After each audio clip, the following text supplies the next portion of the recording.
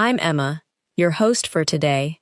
If you're new here, I'd like to tell you that we upload a new English learning video every day to help you improve your English faster and become more confident in everyday conversations. In today's episode, we're going to build one of the most important foundations for speaking English naturally, your everyday vocabulary. We're going to learn 300 useful English words that you can hear, understand, and use in real daily life. These are practical words connected to your home, family, morning routine, food, shopping, work, transportation, communication, feelings, health, travel, social situations, and many other parts of everyday life. But this lesson is not just about memorizing a long list of words.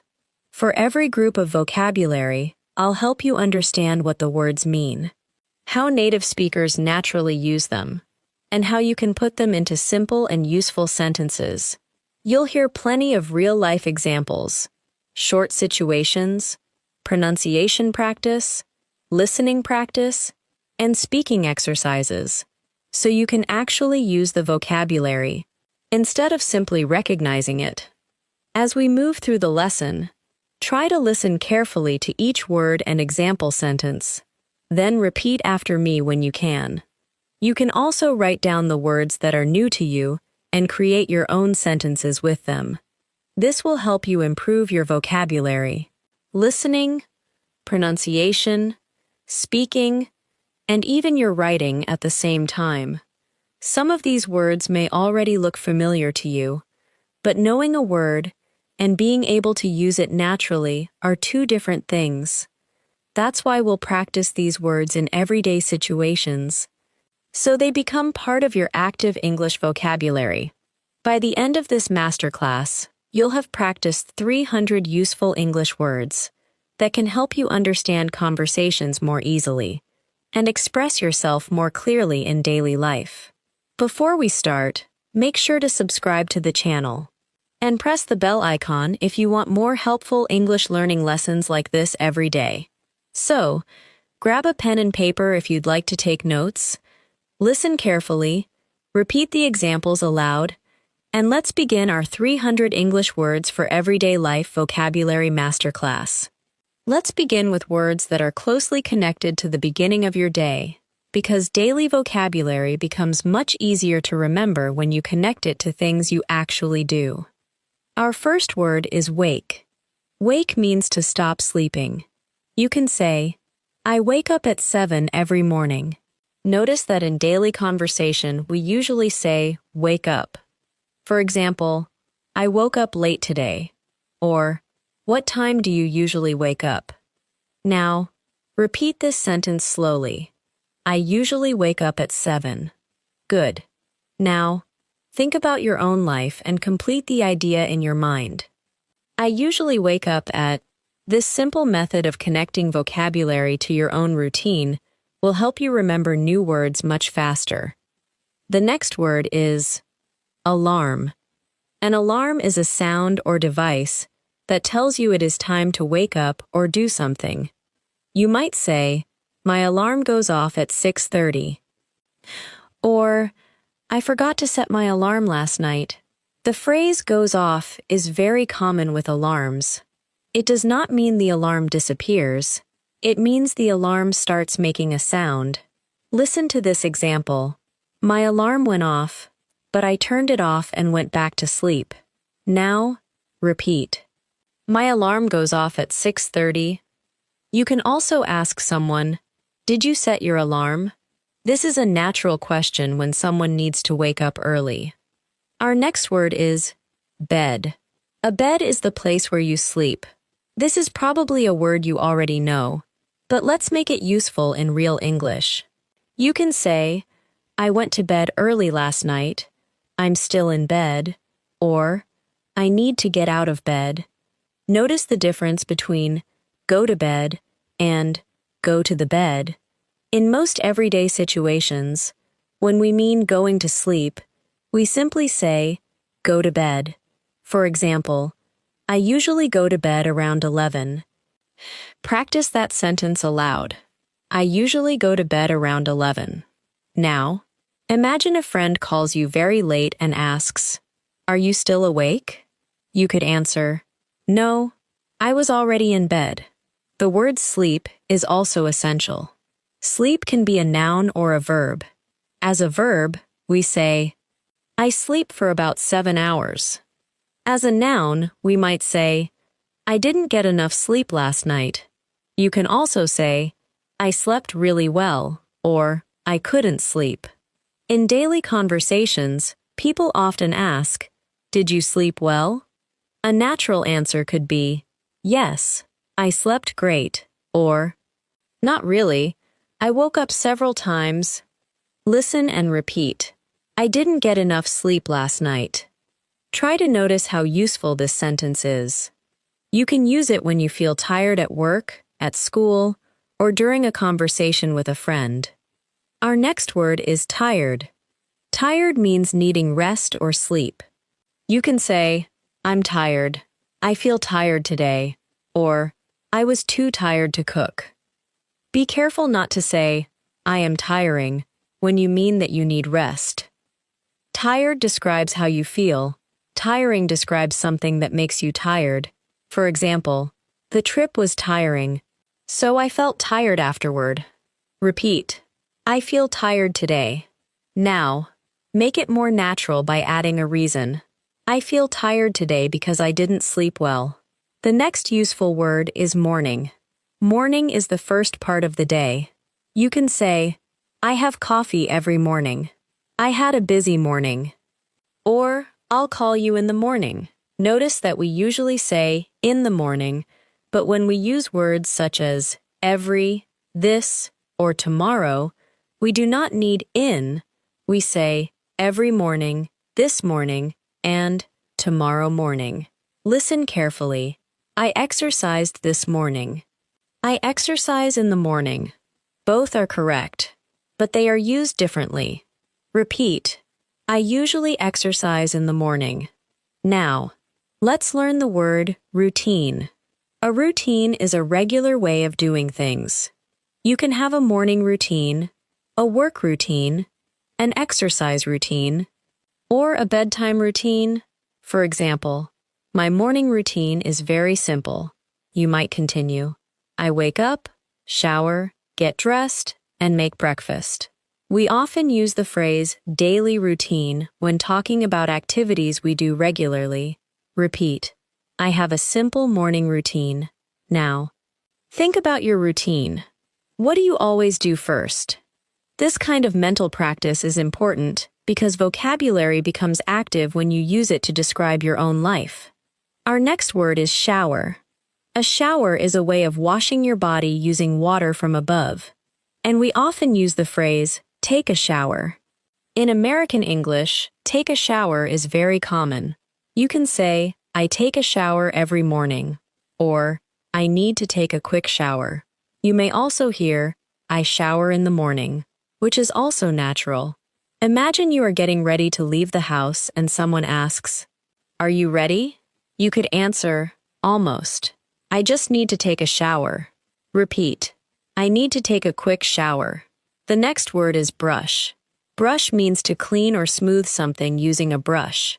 In daily life, we often talk about brushing our teeth or brushing our hair. You can say, I brush my teeth twice a day. You can also say, she brushed her hair before leaving. One very useful phrase is, don't forget to brush your teeth. Now, repeat. I brush my teeth after breakfast. Think about the difference between brush as a verb and brush as a noun. A toothbrush is the object you use, but brush describes the action. Our next word is toothpaste. Toothpaste is the substance you put on a toothbrush to clean your teeth. You might say, we're almost out of toothpaste, which means there is very little toothpaste left. Another useful sentence is, I need to buy a new tube of toothpaste. The word tube is commonly used for toothpaste. Imagine you are making a shopping list. You might say, we need toothpaste, soap, and shampoo. Repeat. We're almost out of toothpaste. This phrase, almost out of, is useful with many things. You can say, we're almost out of milk. I'm almost out of gas. Or, we're almost out of coffee. The next word is towel. A towel is a piece of cloth used for drying your body, hands, or face. You can say, can you give me a clean towel? Or, I forgot my towel in the bathroom. We also say bath towel, hand towel, and kitchen towel. Listen to this real-life example. The towel is still wet, so I'm going to get another one. Repeat. Can you give me a clean towel? This is simple vocabulary, but it is exactly the kind of English you need in everyday life. Our next word is soap. Soap is something used for cleaning your hands, body, clothes, or other things. You can say, wash your hands with soap, or we need more hand soap. Another common sentence is, there's no soap in the bathroom. Practice it. There's no soap in the bathroom. Now, imagine you are staying at a hotel. You could ask, could I get some more soap, please? This shows how one simple vocabulary word can become useful in travel, home life, and daily communication. The next word is mirror. A mirror is a surface that shows your reflection. You can say, I looked in the mirror. Not usually. I looked at myself in the mirror, although both are possible. For example, I looked in the mirror and noticed my hair was messy. You can also say, there's a large mirror in the bathroom. Repeat. I looked in the mirror before I left. This is a good sentence to practice the past tense as well as vocabulary. Our next word is dress. As a verb, dress means to put clothes on yourself or someone else. We often use get dressed. For example, I need to get dressed. Or, she got dressed quickly. Be careful because dress is also a noun meaning a type of clothing. But in the sentence, I got dressed, it is a verb expression. Repeat, I need to get dressed. Imagine someone is waiting for you outside. You can say, give me 5 minutes. I'm getting dressed. The next word is clothes. Clothes are the things you wear, such as shirts, pants, jackets, and socks. Notice the pronunciation. We usually pronounce clothes very smoothly, almost like clothes. You can say, I need to wash my clothes. These clothes are comfortable. Or, I changed my clothes after work. Remember that clothes is plural. We say, my clothes are clean, not my clothes is clean. Repeat. I need to wash my clothes this weekend. Our next word is shirt. A shirt is a common piece of clothing worn on the upper body. You can say, I'm wearing a blue shirt. Or, this shirt is too small. You might ask in a store, do you have this shirt in a larger size? That is a very practical sentence. Repeat slowly. Do you have this shirt in a larger size? You can change larger to smaller, depending on what you need. The next word is pants. In American English, pants are clothing that cover your legs from the waist down. You can say, these pants are too tight, or I need a new pair of pants.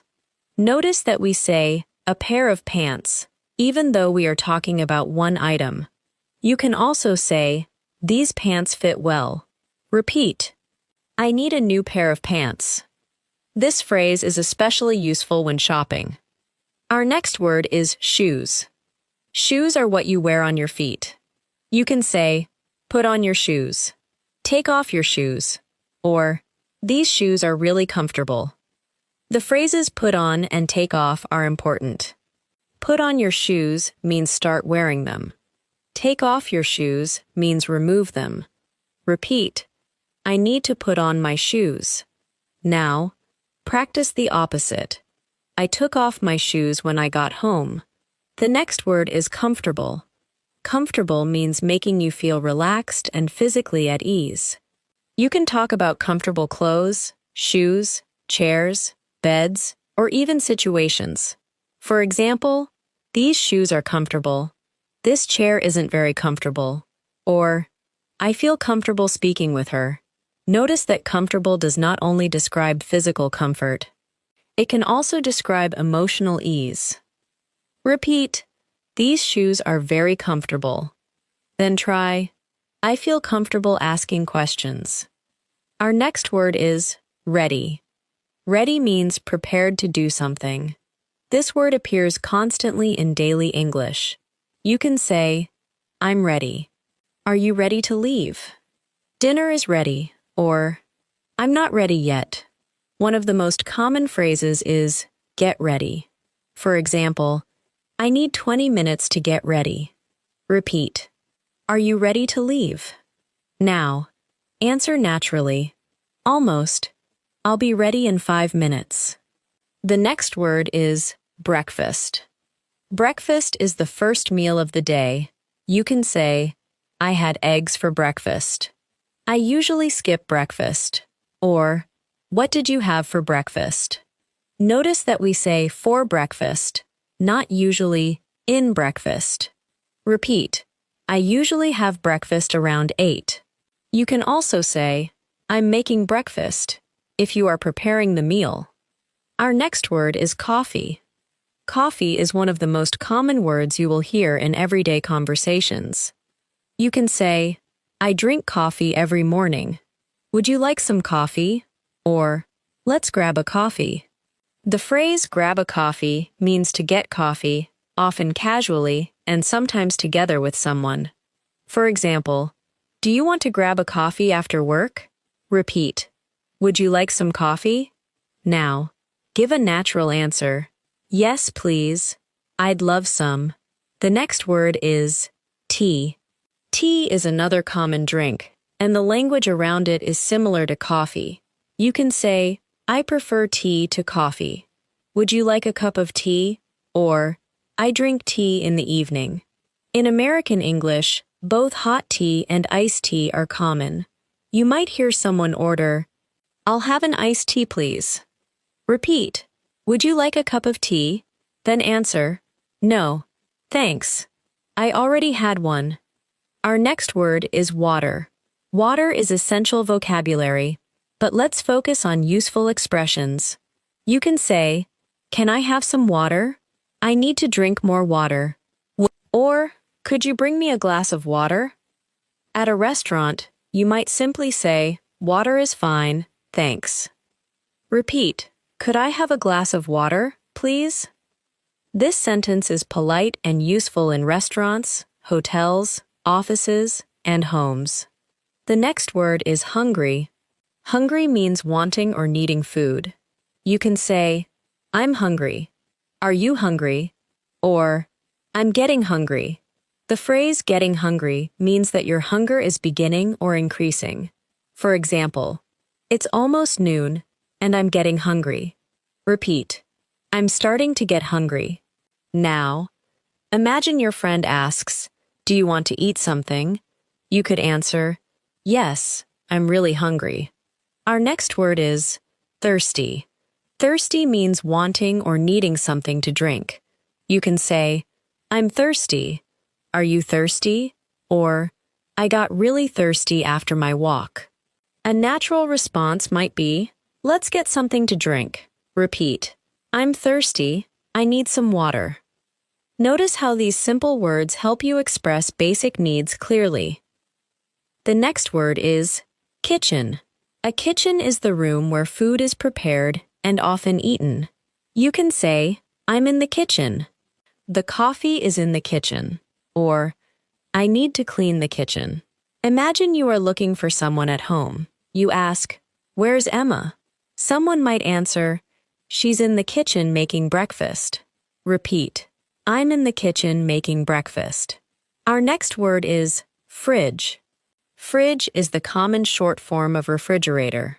In everyday American English, people often say fridge. You can say, the milk is in the fridge. There's nothing in the fridge.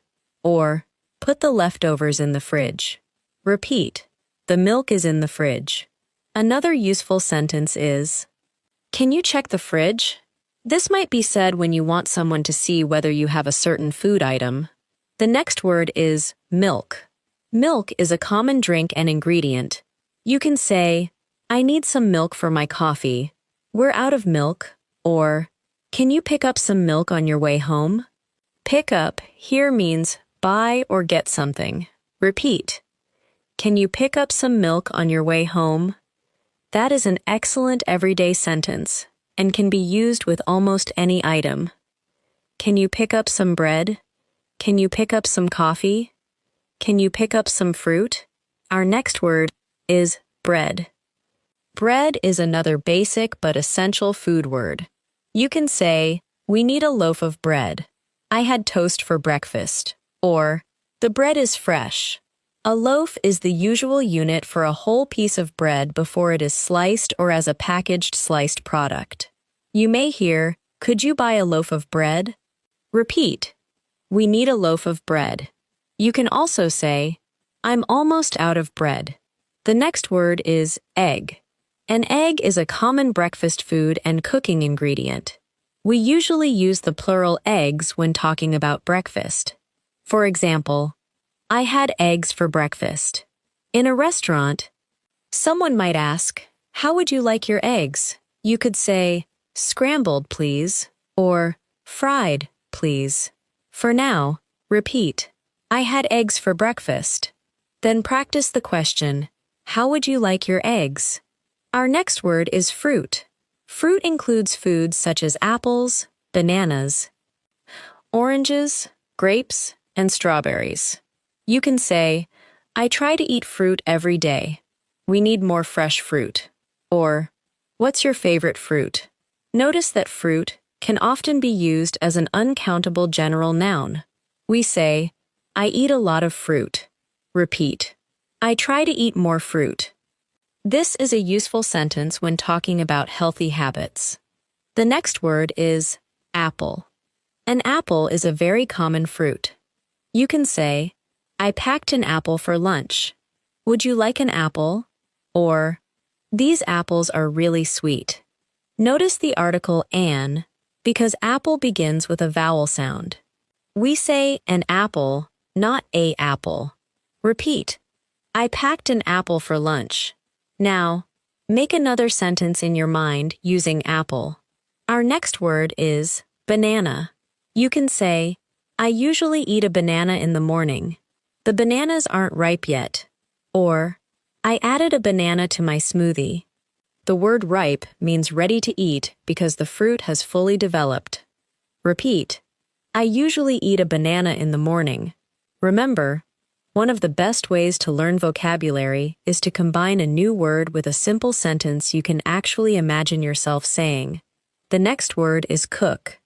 Cook means to prepare food using heat, and it can also describe a person who prepares food.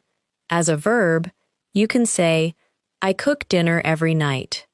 Do you like to cook? Or, I don't have time to cook today. Repeat, do you like to cook? A natural answer might be, yes, but I usually cook simple meals. Or you could say, not really, I prefer ordering food. Our next word is meal. A meal is an occasion when you eat food, such as breakfast, lunch, or dinner. You can say, that was a great meal. I usually eat 3 meals a day.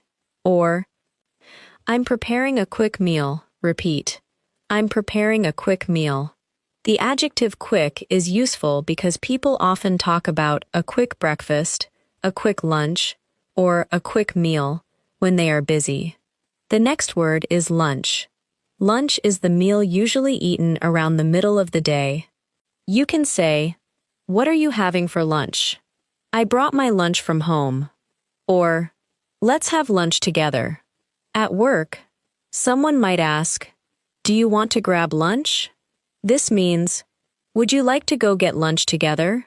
Repeat, do you want to grab lunch? Then answer, sure. What time? Our next word is dinner. Dinner is usually the main meal eaten in the evening. You can say, what's for dinner? I'm making dinner. Or, We went out for dinner last night.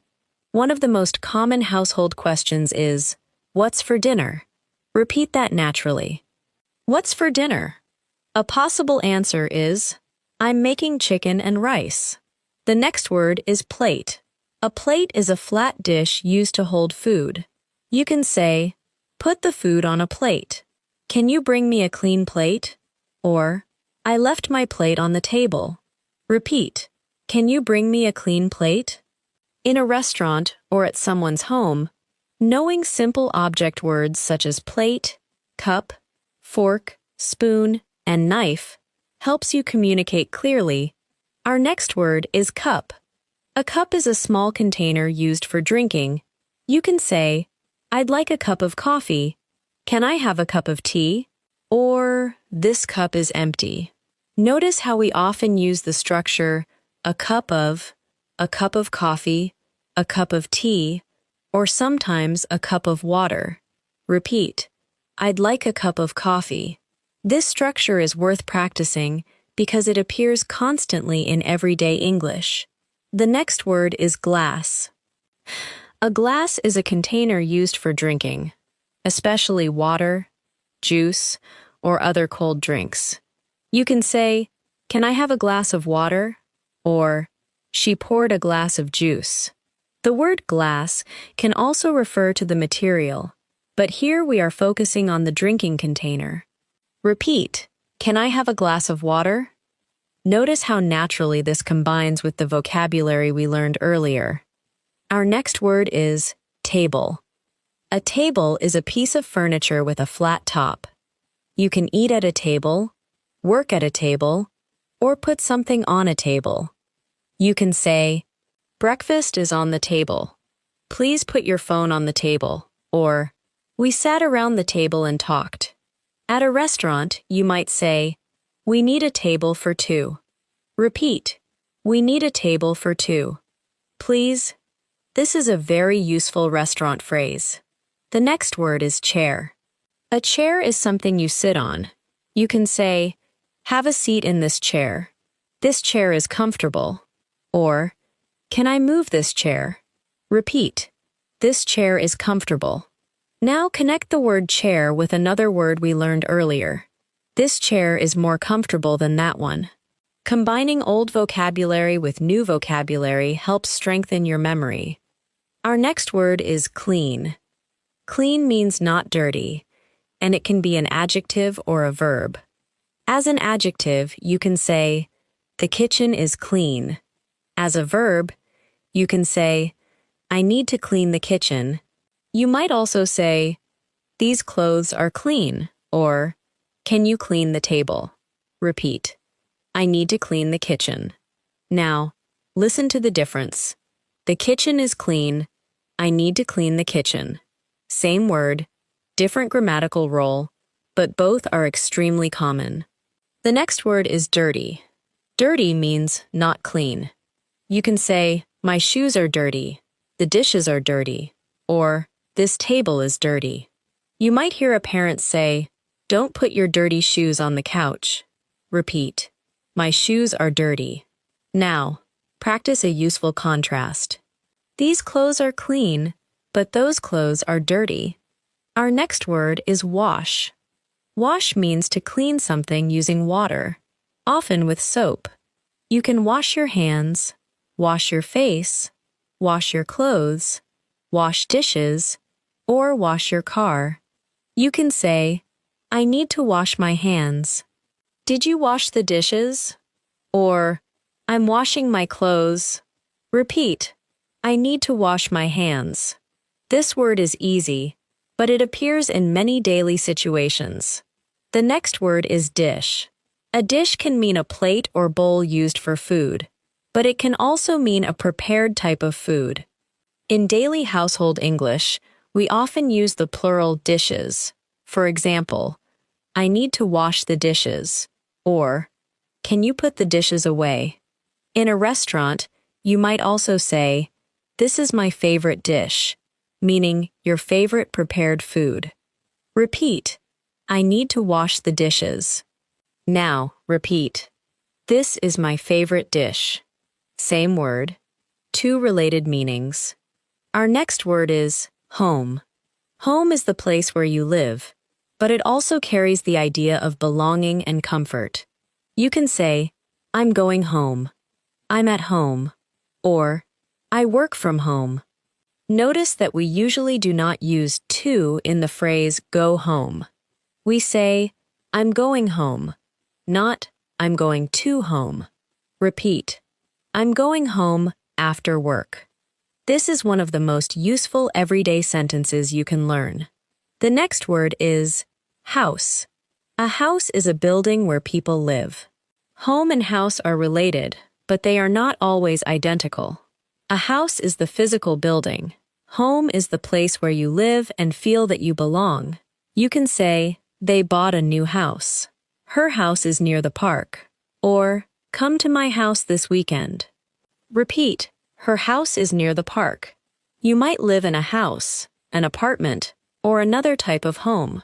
Our next word is room. A room is a separate area inside a building. You can say, I'm in my room. The room is too hot. Or, we need more room. Notice that room can also mean space. For example, there isn't enough room in the car. Repeat, the room is too hot. Then practice another meaning. There isn't enough room in my bag. The next word is door. A door is what you open to enter or leave a room or building.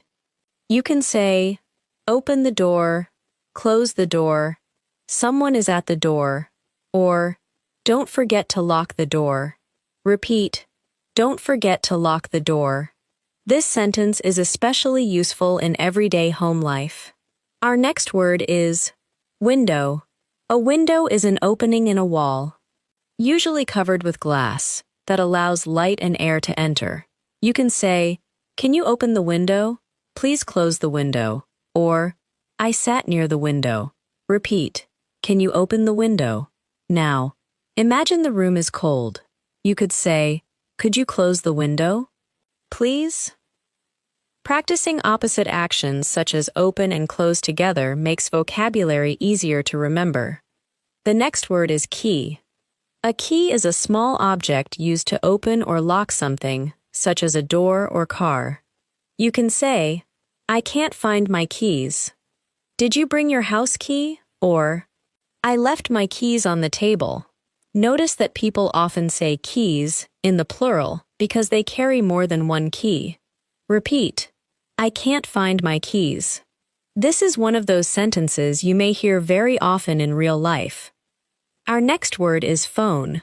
A phone is an essential part of modern daily life. You can say, where's my phone? My phone is almost dead. I need to charge my phone. Or, I'll call you on my phone. The phrase, my phone is almost dead, means the battery is almost empty. Repeat, I need to charge my phone. Now, listen to another useful sentence. I left my phone at home. The next word is charger. A charger is a device used to put electrical power into a phone, laptop, or other device. You can say, do you have a charger?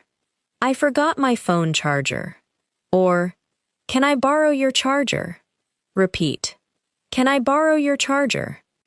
This is a useful question at work, at school, while traveling, or when visiting someone. Our next word is battery. A battery stores energy and provides power to devices. You can say, my battery is low, the battery is almost dead, or I need to charge the battery. With phones, people often simply say, my phone is at 10%. Repeat, my battery is almost dead. Now, imagine someone asks you to make a long phone call. You could answer, sure, but my battery is pretty low. The next word is message. A message is information sent to someone by text, phone, email, or another method. You can say, I sent you a message. Did you get my message? Or, leave me a message.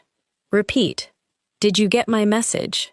A very common everyday situation is when someone does not reply. You might say, I sent her a message this morning, but she hasn't answered yet. Our next word is call. Call means to contact someone by phone, and it can also be a noun. You can say, I'll call you later. Can you call me when you get home? Or, I missed your call. Repeat, I'll call you later. Then practice. I missed your call. Notice how useful this word becomes when combined with time expressions such as later, tonight, tomorrow, or after work. The next word is text. As a verb, text means to send someone a written message using a phone. You can say, text me when you arrive. I'll text you the address. Or, she texted me this morning. Repeat, text me when you arrive. This is one of the most natural and useful phrases in modern American English. Our next word is address. An address tells you where a person or place is located. It can also mean an email address. You can say, what's your address? I'll send you the address. Or, I entered the wrong address. Repeat, I'll text you the address. Notice how we can combine the last two vocabulary words into one natural sentence. The next word is leave. Leave means to go away from a place. You can say, I leave home at 8. What time are you leaving? Or, we need to leave now. It can also mean to put something somewhere and not take it with you. For example, I left my keys on the table. Repeat, we need to leave now. Then repeat, I left my phone at home. Context helps you understand which meaning is intended. Our next word is late. Late means after the expected or correct time. You can say, I'm late. Sorry, I'm late. The bus is late. Or, I stayed up late last night. Repeat. Sorry, I'm late. This is a very important everyday phrase. Another useful sentence is, I'm running late, which means you are likely to arrive later than planned. Repeat. I'm running late. The next word is early. Early means before the expected or usual time. You can say, I woke up early, I arrived early, or, let's leave early to avoid traffic. Repeat, I woke up early today. Now, practice the contrast. Yesterday I was late, but today I arrived early. Our next word is time. Time is one of the most frequently used words in English. You can ask, what time is it? What time do you start work? Or, do you have time? You can also say, I don't have enough time. Take your time. Or, it's time to go. Repeat, what time is it? Then, it's time to go. The phrase take your time means there is no need to hurry. The next word is hurry. Hurry means to move or do something quickly because there is not much time. You can say, we need to hurry. Hurry up. Or, there's no need to hurry. Be careful with the tone of hurry up because it can sound strong depending on how you say it. A softer expression is, we should get going. Repeat, we need to hurry or we'll be late. Our next word is work. Work can refer to your job or the activity of doing your job. You can say, I'm going to work. I have a lot of work today. What time do you start work? Or, I work from home. Notice that we say go to work, but go home. Repeat, I'm going to work. Then, I have a lot of work today. The next word is job. A job is the work you do regularly to earn money. You can say, I have a new job.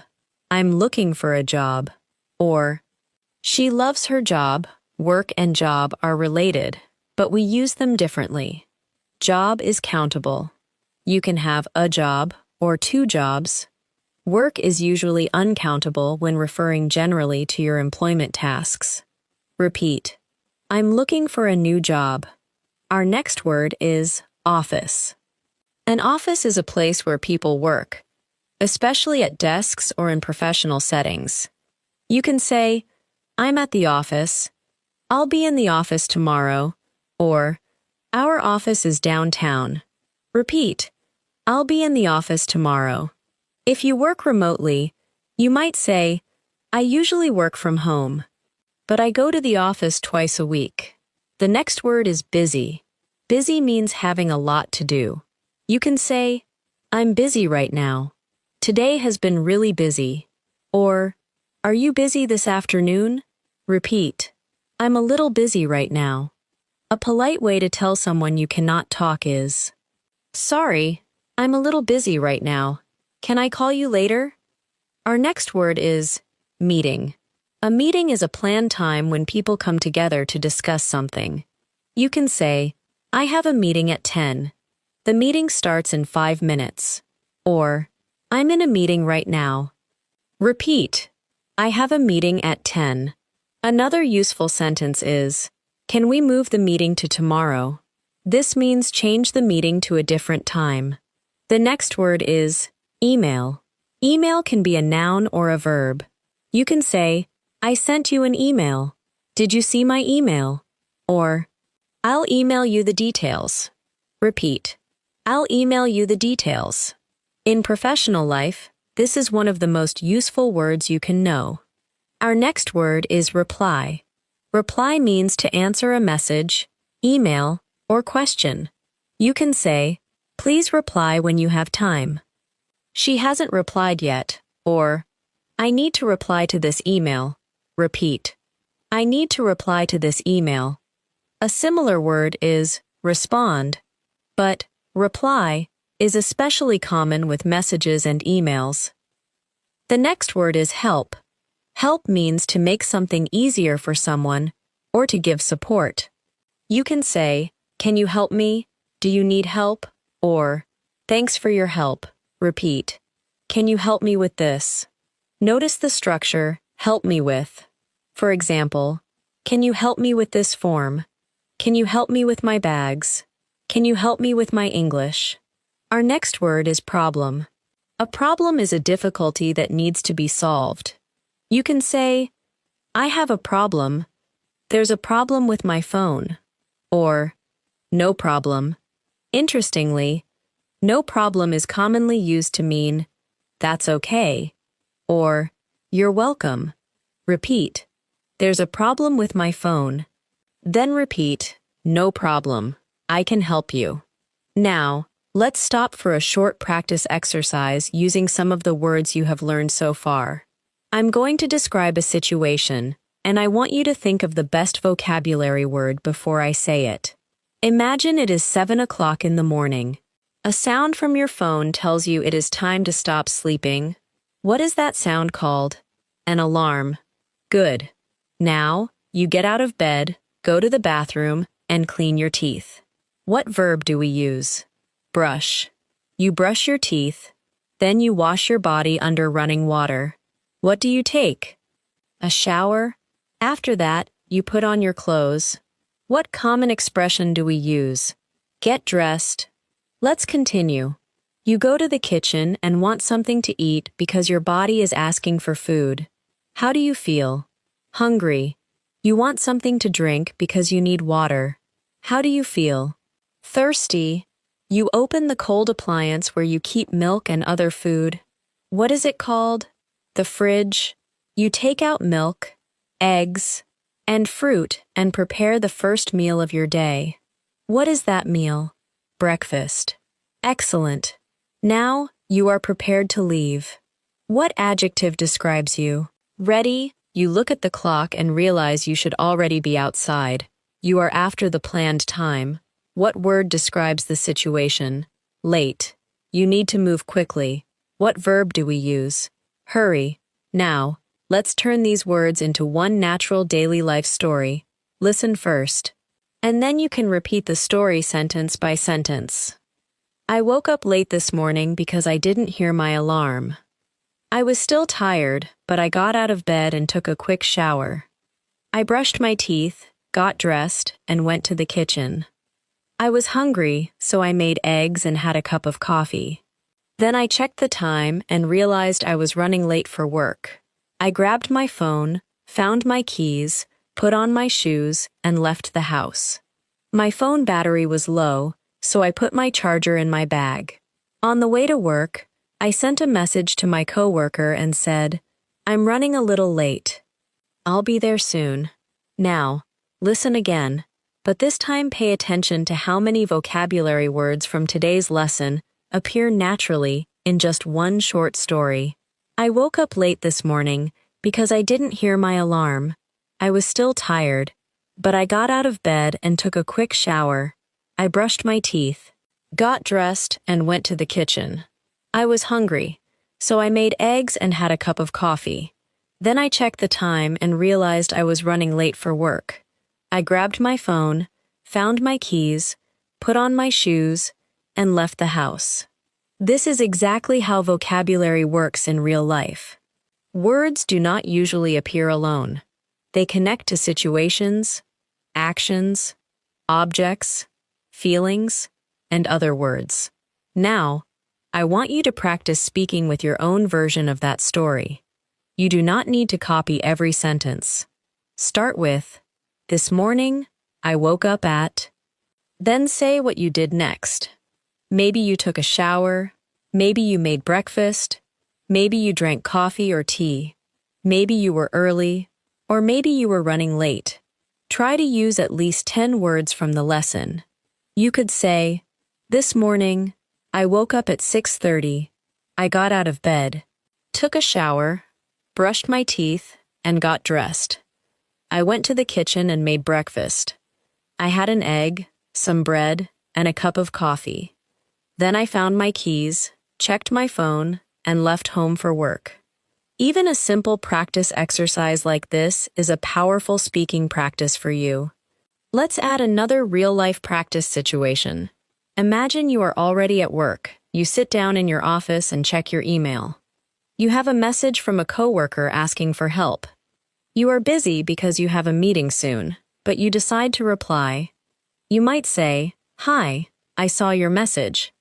I'm a little busy right now because I have a meeting at 10, but I can help you after the meeting. If it's urgent, call me." Notice how natural and practical these words are. Email, message, help, busy, meeting, reply, and call can all appear in a single everyday interaction. Now, repeat this short response slowly. "I saw your message. I'm a little busy right now. I have a meeting at 10. I can help you afterward. Call me if it's urgent." Good. These are not complicated sentences, but they are useful, flexible, and easy to reuse in many situations. Let's practice another way. I'll give you a word, and I want you to make a simple sentence about your own life before I give you an example. The word is coffee. Think of your sentence now. My example is, "I usually drink coffee in the morning." The next word is work. Make your sentence. My example is, "I start work at 9. The next word is phone. Make your sentence. My example is, "I always keep my phone in my bag." The next word is busy. Make your sentence. My example is, "I'm usually busy on Monday mornings." The next word is home. Make your sentence. My example is, "I like relaxing at home after work." This type of practice may seem simple, but it trains an important skill. When you speak English, you do not have a long time to search your memory for perfect sentences. You need familiar words to connect quickly with familiar sentence patterns. That is why you should not only learn what a word means, you should learn 1 or 2 sentences that naturally go with it. Instead of memorizing only hungry, remember, "I'm getting hungry." Instead of memorizing only late, remember, "I'm running late." Instead of memorizing only charger, remember, "Can I borrow your charger?" Instead of memorizing only meeting, remember, "I have a meeting at 10. These small sentence patterns make vocabulary much easier to use in real conversation. Another important habit is learning words in pairs or small groups. For example, learn clean and dirty together. Learn early and late together. Learn hungry and thirsty together. Learn open and close together when you practice door and window. Learn call, text, message, and reply as a communication group. Learn breakfast, lunch, dinner, and meal together as a food group. Your brain remembers connections more easily than isolated information. Let's practice some of those connections. If your shoes are not clean, they are dirty. If you arrive before the planned time, you are early. If you arrive after the planned time, you are late. If you need food, you are hungry. If you need something to drink, you are thirsty. If someone sends you an email and you answer it, you reply. If your phone has very little power, your battery is low. If you need to give your phone more power, you use a charger. If you are prepared to leave, you are ready. If you have many things to do, you are busy. Now, listen to this everyday conversation-style situation, even though I'll tell it as a single host example. Imagine someone says to you, "Are you ready to leave?" You answer, "Almost. I just need to find my phone and keys." The other person says, "We need to hurry. We're going to be late." You say, "I know. My phone was charging in the kitchen. Let me grab it." Then you look at your phone and say, "Oh, I have a message from work. I need to reply quickly." This short interaction includes ready, leave, phone, keys, hurry, late, charging, kitchen, message, work, and reply. Learning vocabulary through situations like this helps the words feel alive and useful. Here is another situation. Imagine it is the end of the day. You get home from work feeling tired. You take off your shoes, change your clothes, and walk into the kitchen. There are dirty dishes on the table, and the fridge is almost empty. You say to yourself, "I'm too tired to cook, but I'm really hungry." You check your phone and send a text to a friend. "Do you want to grab dinner?" Your friend replies, "Sure, I'm hungry too." Again, notice the vocabulary working together naturally. Home, work, tired, shoes, clothes, kitchen, dirty, dishes, table, fridge, cook, hungry, phone, text, dinner, and reply. Now, repeat a few useful sentences from that situation. "I'm too tired to cook. The fridge is almost empty. Do you want to grab dinner?" "Sure, I'm hungry too." These short sentences are excellent for shadowing practice. Listen to the rhythm, repeat the sentence, and try to copy the natural stress. You do not need to rush. Clear speech is more important than fast speech. Before we continue with more everyday vocabulary, take a moment to review what you have practiced. Think about your morning. What time do you wake up? Do you use an alarm? Do you feel tired when you wake up? Do you take a shower in the morning? What do you usually have for breakfast? Do you drink coffee, tea, or water? What time do you leave home? Are you usually early, on time, or late? Do you drive to work, work from home, or go somewhere else during the day? You can answer all of these questions using simple vocabulary from this lesson. Try answering aloud in full sentences. I wake up at 7. Yes. I use an alarm. I usually feel a little tired when I wake up. I take a shower before breakfast. I usually have eggs and bread. I drink coffee in the morning. I leave home at 8. I'm usually on time. I work at an office. These are basic sentences. But basic does not mean unimportant. Strong everyday English is built from clear, common, reusable vocabulary. Now, let's continue by expanding into words connected to moving through your day, going outside, transportation, shopping, and interacting with other people. Because these are some of the most important situations where everyday vocabulary becomes necessary. Our next word is street. A street is a road in a town or city, usually with buildings along it. You can say, I live on a quiet street. The store is across the street, or be careful when you cross the street. Notice that we usually say someone lives on a street. For example, she lives on Pine Street. Repeat. The store is across the street. The phrase across the street is very common when giving directions. You might say, the bank is across the street from the grocery store. The next word is road. A road is a path for vehicles to travel on. Street and road are similar, but road is often used more generally, especially outside busy city areas. You can say, this road is very busy. The road is closed, or we took the wrong road. Repeat, the road is closed. Now, imagine you are driving and someone asks why traffic is slow. You might answer, I think there's construction on the road. Our next word is traffic. Traffic refers to the cars, buses, trucks, and other vehicles moving on roads. You can say, there's a lot of traffic today. Traffic is really bad this morning. Or, we got stuck in traffic. The phrase stuck in traffic is extremely common. It means you cannot move quickly because there are too many vehicles. Repeat.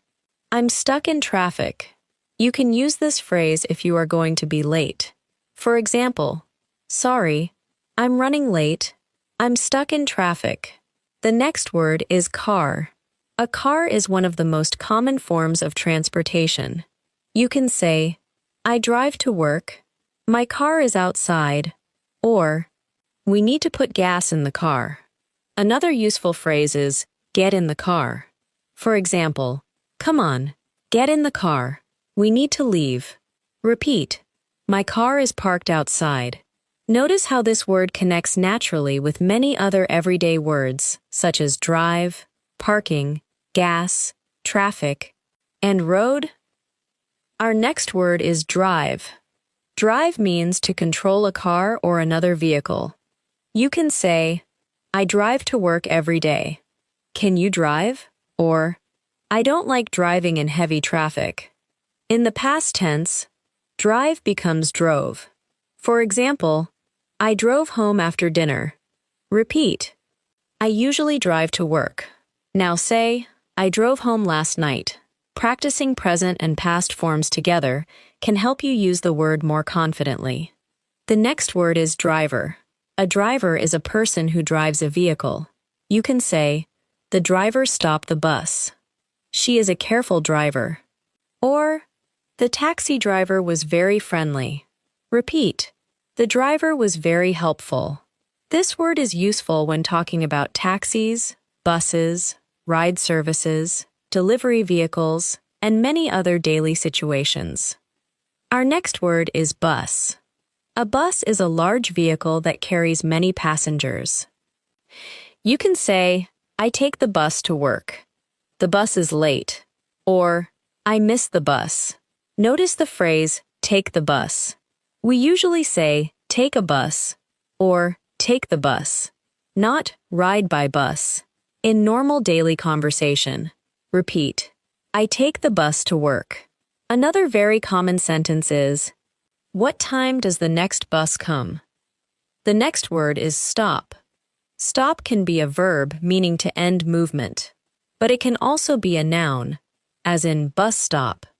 You can say, the bus stops here. Please stop the car. Or, I'm waiting at the bus stop. Repeat, I'm waiting at the bus stop. Imagine you are on a bus and need to know where to leave. You could ask, is this my stop? Or, which stop is closest to the hospital? Our next word is train. A train is a form of transportation that travels on tracks. You can say, I take the train downtown. The train is delayed. Or, we missed our train.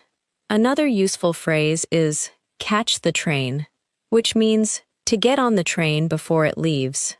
Repeat, we need to catch the train. Then practice.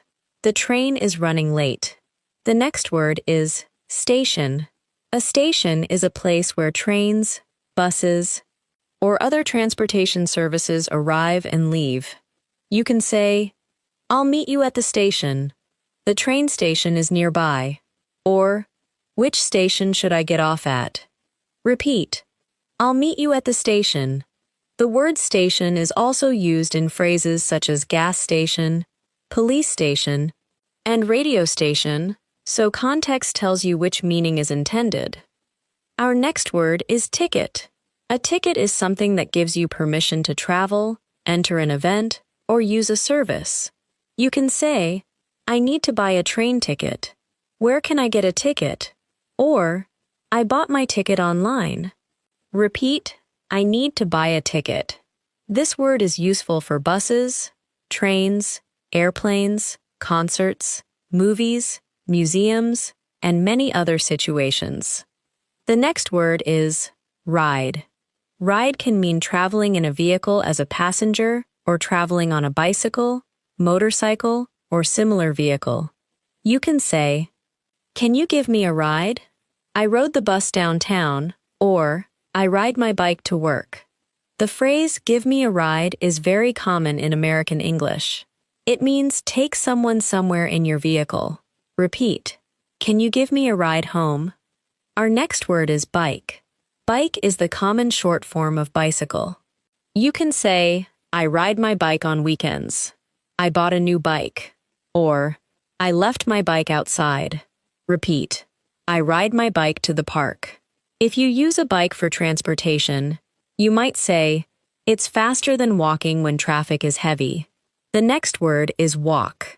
Walk means to move on foot. You can say, "I walk to work." "Let's go for a walk." Or, "It's only a 10-minute walk from here." Repeat, "I usually walk to the store." Notice the common expression, "go for a walk," meaning walk for exercise or relaxation. For example, "I like to go for a walk after dinner." Our next word is corner. A corner is the point where two streets or surfaces meet. You can say, "Turn left at the corner." "The coffee shop is on the corner." Or, "I'll meet you at the corner." Repeat, "Turn left at the corner." This word is especially useful when giving or following directions. The next word is left. Left is a direction opposite right. You can say, "Turn left." "The bank is on your left." Or, "Take the second left." Repeat, "Turn left at the light." This is a common direction you may hear when driving or walking. Our next word is right. Right can mean a direction, and it can also mean correct. Here we are focusing on direction. You can say, "Turn right. The store is on your right." Or, "Take a right after the bridge."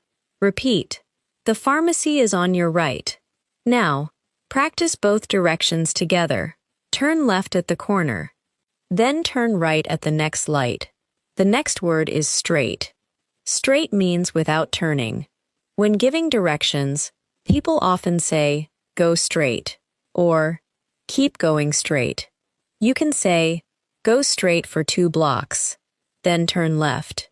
Repeat, "Go straight for 2 blocks." This is one of the most useful direction phrases in everyday English. Our next word is near. Near means close to something. You can say, "I live near the park." "Is there a grocery store near here?" Or, "The station is near my office." Repeat, "Is there a bank near here?" This question is useful when traveling or exploring a new neighborhood. The next word is far. Far means a long distance away. You can say, "Is it far from here?" "My office is far from home." Or, "It's not very far." Repeat, "Is it far from here?" A natural answer could be, "No, it's only a 5-minute walk." Our next word is map. A map shows the location of roads, places, cities, or areas. You can say, "Let me check the map." "I found it on the map." Or, "Can you show me on the map?" Repeat, "Let me check the map." In modern daily life, People often use map apps on their phones to get directions. The next word is direction. Direction tells you which way to go. We often use the plural directions. You can say, "Can you give me directions?" "I followed the directions." Or, "I think we're going in the wrong direction." Repeat, "Can you give me directions to the station?" Notice the phrase, directions to. For example, directions to the airport, directions to the hotel, or directions to your house. Our next word is lost. Lost means you do not know where you are or you cannot find something. You can say, "I'm lost. We got lost on the way," or "I lost my wallet." Notice that lost can describe location or missing possessions. Repeat, "I think I'm lost." Another useful sentence is, "Excuse me, I'm a little lost. Can you help me?" The next word is find. Find means to discover or locate something. You can say, "I can't find my keys." "Did you find the address?" Or, "I finally found the store." Repeat, "I can't find my wallet." The past tense of find is found. I found my wallet under the chair. Our next word is place. A place is a location or area. You can say, "This is a nice place." "Do you know a good place to eat?" Or, "Let's meet at the same place." Repeat, "Do you know a good place to eat?" This is a very practical sentence when asking for recommendations. The next word is store. A store is a place where you can buy things. You can say, "I'm going to the store.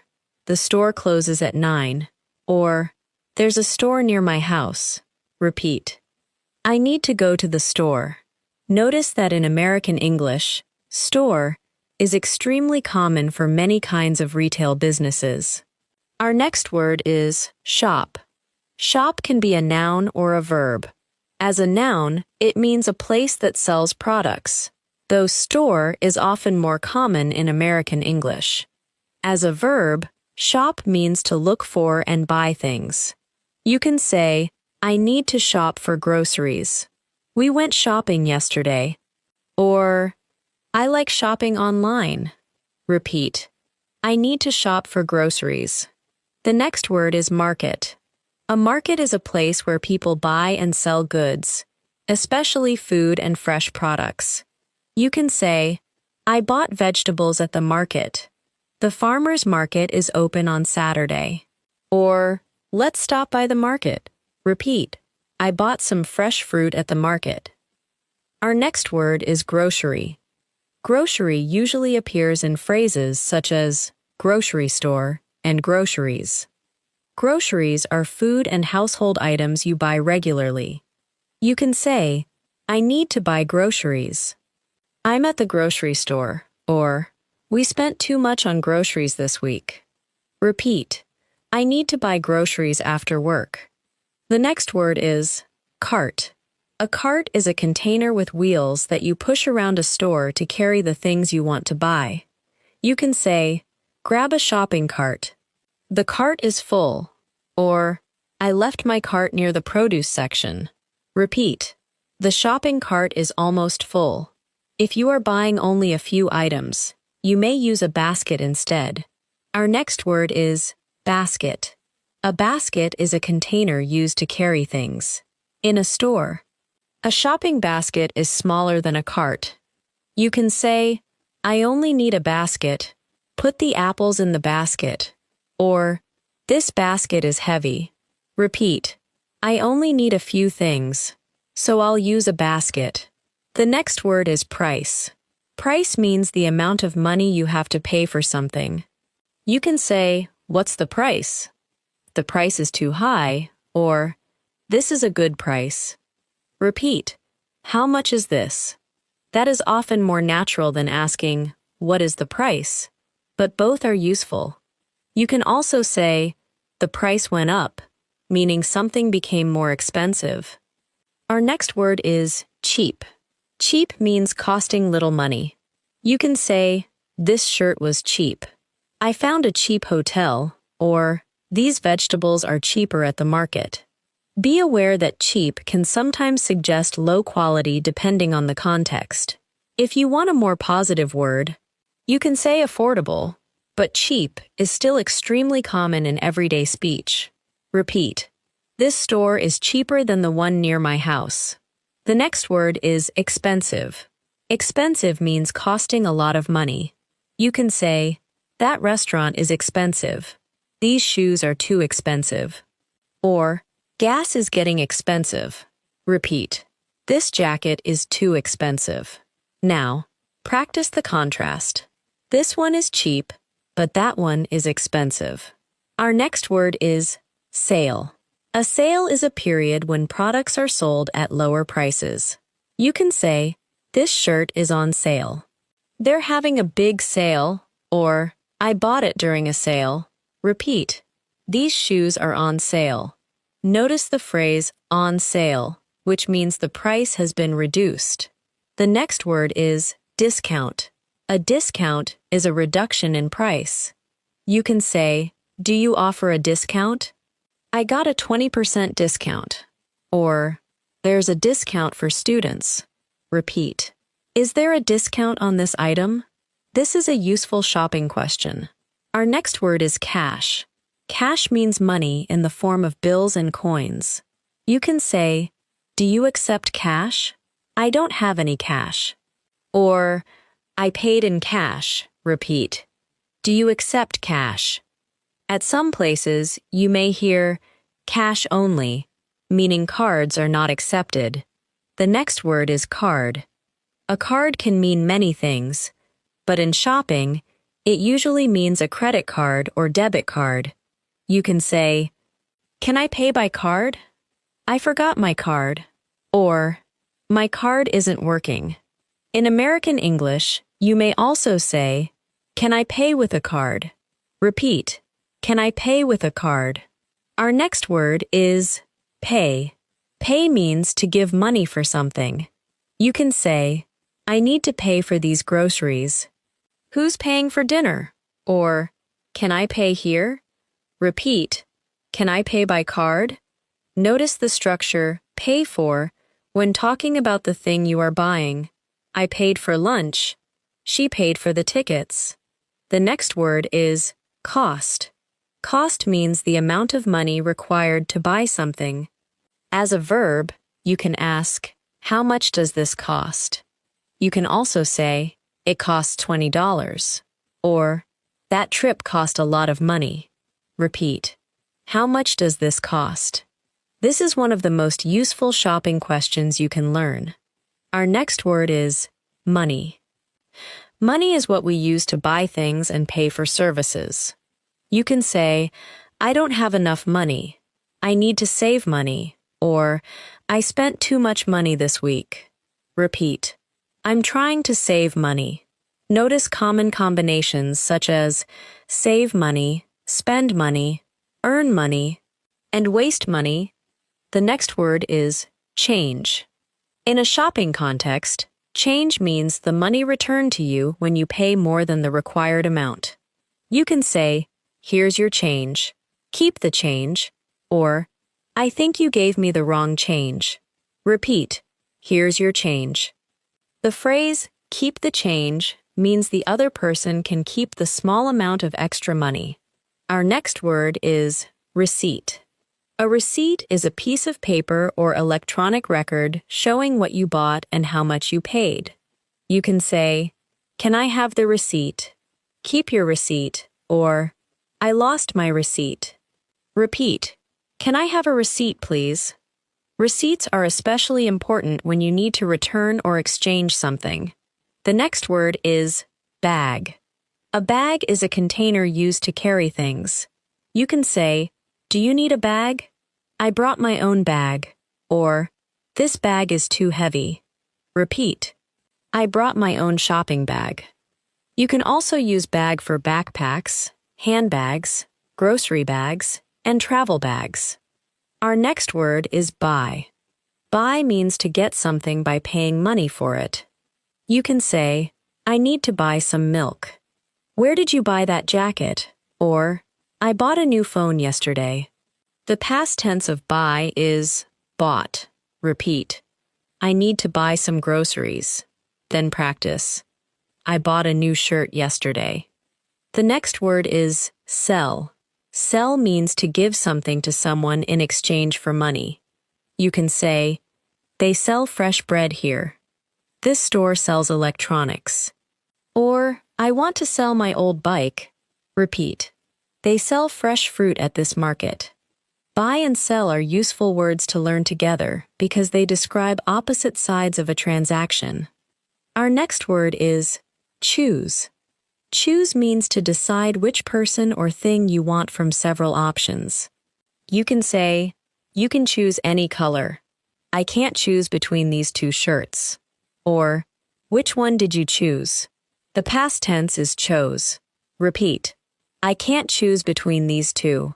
This is very useful in stores, restaurants, and everyday decisions. The next word is size. Size describes how large or small something is. You can say, what size do you wear? Do you have this in my size? Or, this is the wrong size. Repeat. Do you have this in a larger size? This sentence is extremely useful when shopping for clothing or shoes. Our next word is fit. Fit means to be the correct size or shape. You can say, these shoes fit well. This shirt doesn't fit me. Or, does this jacket fit? Repeat. This shirt fits perfectly. The past form can also be fit. For example, the dress fit well when I tried it on. The next word is try. Try means to make an attempt, but in shopping we often use the phrase try on for clothing. You can say, can I try this on? I want to try on these shoes. Or, she tried on 3 jackets. Repeat. Can I try this on? This is one of the most useful phrases in a clothing store. Our next word is return. Return means to take something back. In shopping, you return an item when you do not want to keep it or something is wrong with it. You can say, I need to return this shirt. Can I return this item? Or, I returned the shoes because they didn't fit. Repeat, I'd like to return this item. The next word is exchange. Exchange means to give one thing back and receive another in its place. You can say, can I exchange this for a different size? Or, I'd like to exchange this shirt. Repeat, can I exchange this for a larger size? Notice how useful this becomes when an item is the wrong size, color, or style. Our next word is wrong. Wrong means not correct. You can say, this is the wrong size. You gave me the wrong order. Or, I think I took the wrong bus. Repeat, I think this is the wrong item. The opposite of wrong is right or correct. The next word is customer. A customer is a person who buys goods or services. You can say, the customer asked for help. We have many customers today. Or, customer service is over there. Repeat. The customer asked for a refund. This word is especially useful in business and shopping contexts. Our next word is service. Service means work done for someone or the help provided by a business. You can say, the service was excellent. I need to contact customer service.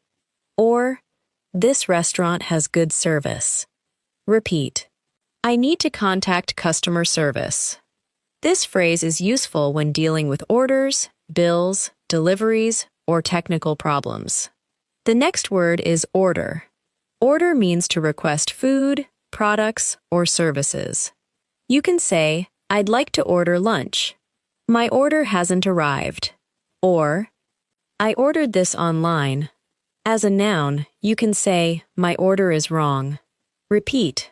I'd like to place an order. Another common phrase is place an order, which means make an order. Our next word is online. Online means connected to or using the internet. You can say, I bought it online. I work online, or you can order online, Repeat. I usually shop online. You can also use online with classes, meetings, banking, shopping, and many other modern activities. The next word is delivery. Delivery is the process of bringing something to a person or place. You can say, the delivery will arrive tomorrow. Is delivery free? Or, I'm waiting for a food delivery. Repeat. My delivery should arrive today. This is a very common word in modern everyday English. Our next word is package. A package is a box or parcel containing something. Often something that was ordered or sent.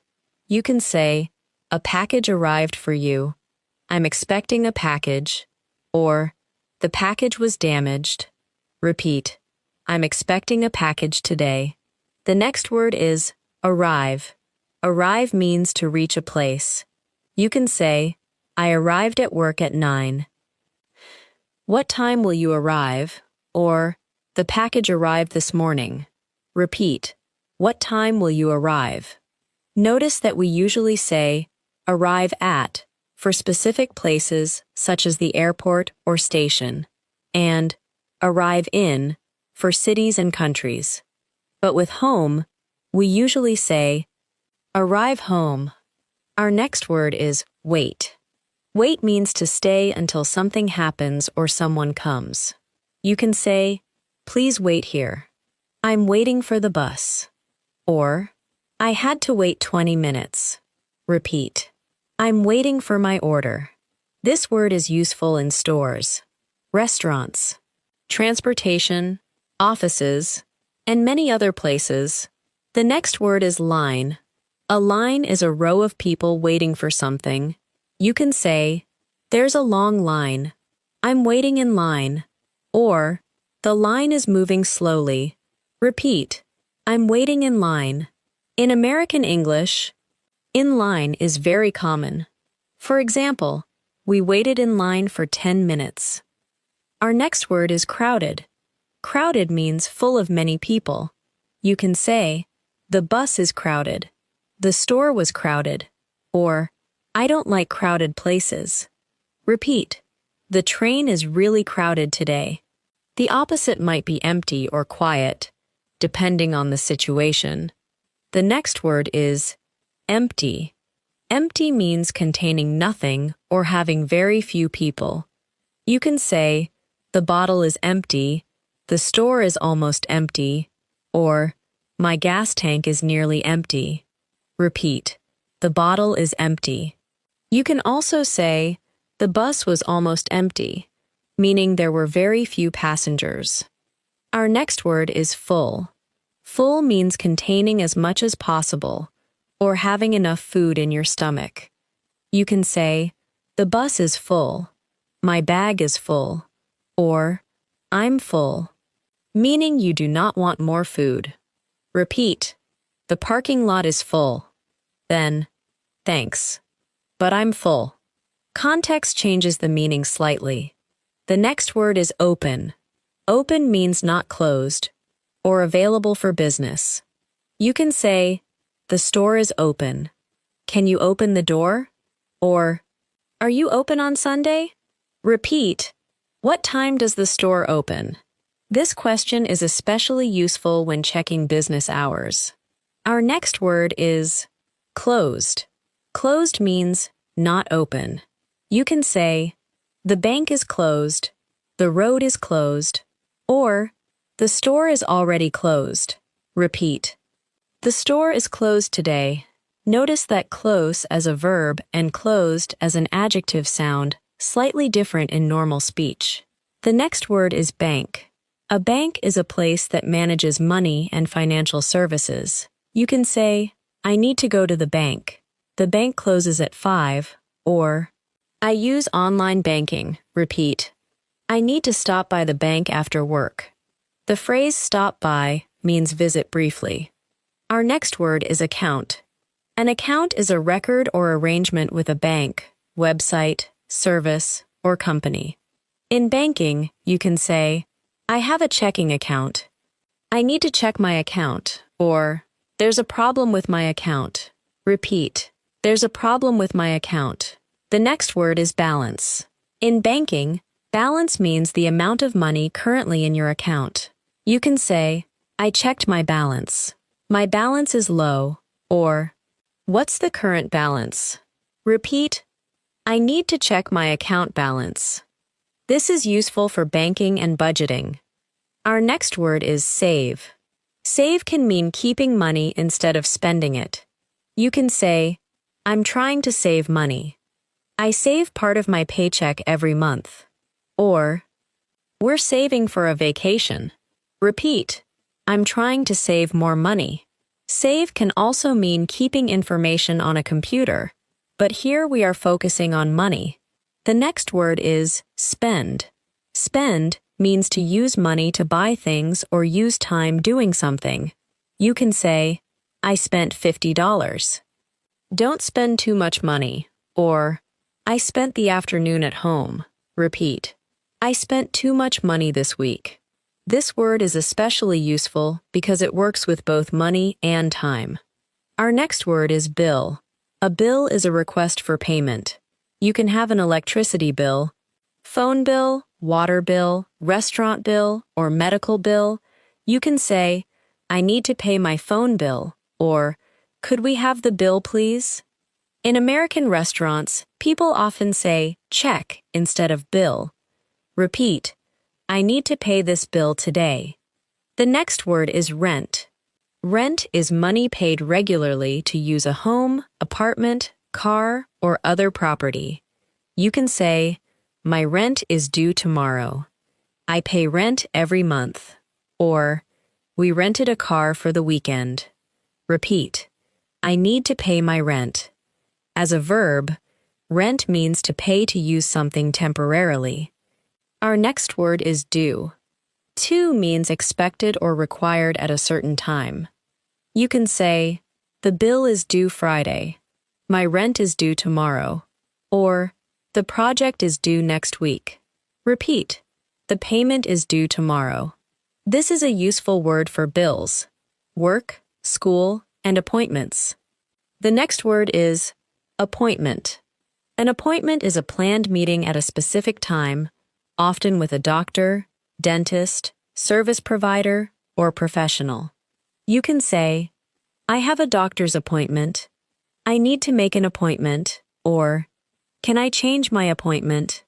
Repeat, I have an appointment at 3. Another useful phrase is schedule an appointment. Our next word is schedule. A schedule is a plan showing when activities happen. You can say, my schedule is busy today. What's your schedule like? Or, I need to schedule a meeting. Repeat, my schedule is pretty busy this week. Schedule can be both a noun and a verb. The next word is available. Available means free, ready, or able to be used. You can say, are you available tomorrow? Is this size available? Or, the doctor isn't available until Friday. Repeat, are you available this afternoon? This is a polite and common way to ask about someone's time. Our next word is free. Free can mean not busy, or costing no money. You can say, are you free tonight? Or, delivery is free. Context tells you whether it means available or without cost. Repeat, are you free after work? A natural answer could be, yes, I'm free after 6. The next word is plan. A plan is something you intend to do. You can say, what are your plans for the weekend? I have plans tonight. Or, we need to make a plan. Repeat, do you have any plans this weekend? This is an excellent small talk question. Our next word is invite. Invite means to ask someone to come somewhere or participate in something. You can say, I invited my friends to dinner. Did she invite you? Or, thanks for inviting me. Repeat, thanks for inviting me. The noun is invitation, but in daily conversation, the verb invite is more common. The next word is join. Join means to become part of an activity or group, or to go with someone. You can say, would you like to join us? Can I join you for lunch? Or, she joined the meeting late. Repeat. Would you like to join us for dinner? This is a friendly and natural invitation. Our next word is friend. A friend is a person you know well and like. You can say, she's a close friend. I'm meeting a friend after work. Or, we've been friends for years. Repeat. I'm meeting a friend for coffee. This word appears in countless everyday conversations. The next word is neighbor. A neighbor is someone who lives near you. You can say, my neighbor is very friendly. I spoke to my neighbor this morning. Or, our neighbors just moved in. Repeat. My neighbor helped me carry the boxes. This is useful when talking about community and home life. Our next word is family. Family refers to people related to you, such as parents, children, siblings, and relatives. You can say, I'm spending time with my family. My family lives nearby. Or, we had dinner with family. Repeat. I'm visiting my family this weekend. The next word is parent. A parent is a mother or father. You can say, my parents live in another city. She is a parent of 2 children. Or, I called my parents yesterday. Repeat. I usually call my parents on Sunday. Our next word is child. A child is a young person. The plural is children, not childs. You can say, they have 1 child. The children are playing outside. Or, I loved reading as a child. Repeat. The children are playing in the park. Remember the irregular plural, 1 child, 2 children. The next word is people. People is the usual plural of person. You can say, there are a lot of people here. I like meeting new people. Or, some people prefer working from home. Repeat, there are too many people in the store. This word appears constantly in conversation. Our next word is meet. Meet means to see or come together with someone, often for the first time or at a planned time. You can say, nice to meet you. I'm meeting a friend later. Or, where should we meet? Repeat, where should we meet? Remember that meet can refer to first introductions or planned gatherings. The next word is visit. Visit means to go see a person or place for a period of time. You can say, I'm visiting my sister. We visited Chicago last year. Or, you should visit sometime. Repeat, I'm going to visit a friend this weekend. Our next word is talk. Talk means to speak with someone. You can say, can we talk? I talked to my manager. Or, we talked for an hour. Repeat, can I talk to you for a minute? This is useful when you want to start a conversation. The next word is listen. Listen means to pay attention to sound. You can say, please listen carefully. I like listening to music. Or, thanks for listening.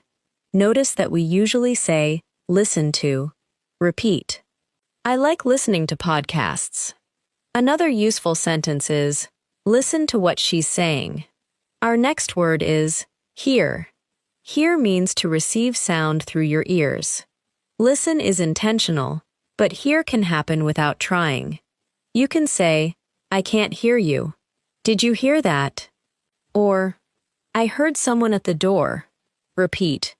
I can't hear you very well. This sentence is useful on phone calls or in noisy places.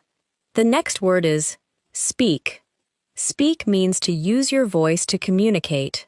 You can say, do you speak English? Can I speak to the manager? Or, please speak slowly. Repeat. Could you speak a little more slowly? This is one of the most useful sentences for English learners. Our next word is say. Say means to express words. You can say, what did you say? She said hello. Or, I didn't know what to say. Repeat. Could you say that again? This is another essential phrase when you do not understand someone. The next word is tell. Tell means to give information to someone. You can say, "Tell me what happened. I told him the truth." Or, "Can you tell me the time?" Notice the structure. Say something, but tell someone something. Repeat, "Can you tell me where the station is?" Our next word is ask. Ask means to request information, help, or permission. You can say, "Can I ask you a question? I asked for help." Or, "She asked me where I lived." Repeat, "Can I ask you something?" This is a polite way to begin many conversations. The next word is answer. Answer means to respond to a question, call, or message. You can say, "Can you answer this question? He didn't answer the phone." Or, "I don't know the answer." Repeat, "She didn't answer my message." Notice that answer works as both a noun and a verb. Our next word is question. A question is something you ask when you want information. You can say, "I have a question." That's a good question. Or, "Can I ask one more question?" Repeat, "I have a quick question." The adjective quick often makes the request sound less demanding. The next word is understand. Understand means to know the meaning of something. You can say, "I understand." "I don't understand." Or, "Do you understand what I mean?" Repeat, "I don't understand this word." Then practice a useful phrase. Could you explain it again? Our next word is explain. Explain means to make something clear by giving information or details. You can say, "Can you explain this?" "Let me explain what happened." Or, "She explained the problem clearly." Repeat, "Could you explain that again?" This is especially useful when learning, working, or solving a problem. The next word is mean. Mean can be used to ask about meaning. You can say, "What does this word mean?" "What do you mean?" Or, "I didn't mean that." Repeat, "What does this word mean?" This is one of the most important questions for language learners. Our next word is remember. Remember means to keep or bring information back into your mind. You can say, "I remember her name." "Do you remember where we parked?" Or, "Remember to call me." Repeat, "I can't remember his name." This is a very natural sentence when information temporarily disappears from your memory. The next word is forget. Forget means to fail to remember something. You can say, "I forgot my keys." "Don't forget your appointment." Or, "I always forget his name." The past tense is forgot. Repeat, "Don't forget to call me." Remember and forget are useful words to learn as a pair. Our next word is know. Know means to have information or understanding. You can say, "I know the answer." "Do you know her?" Or, "I don't know where it is." Repeat, "Do you know where the store is?" This word is extremely common and appears in almost every kind of conversation. The next word is think.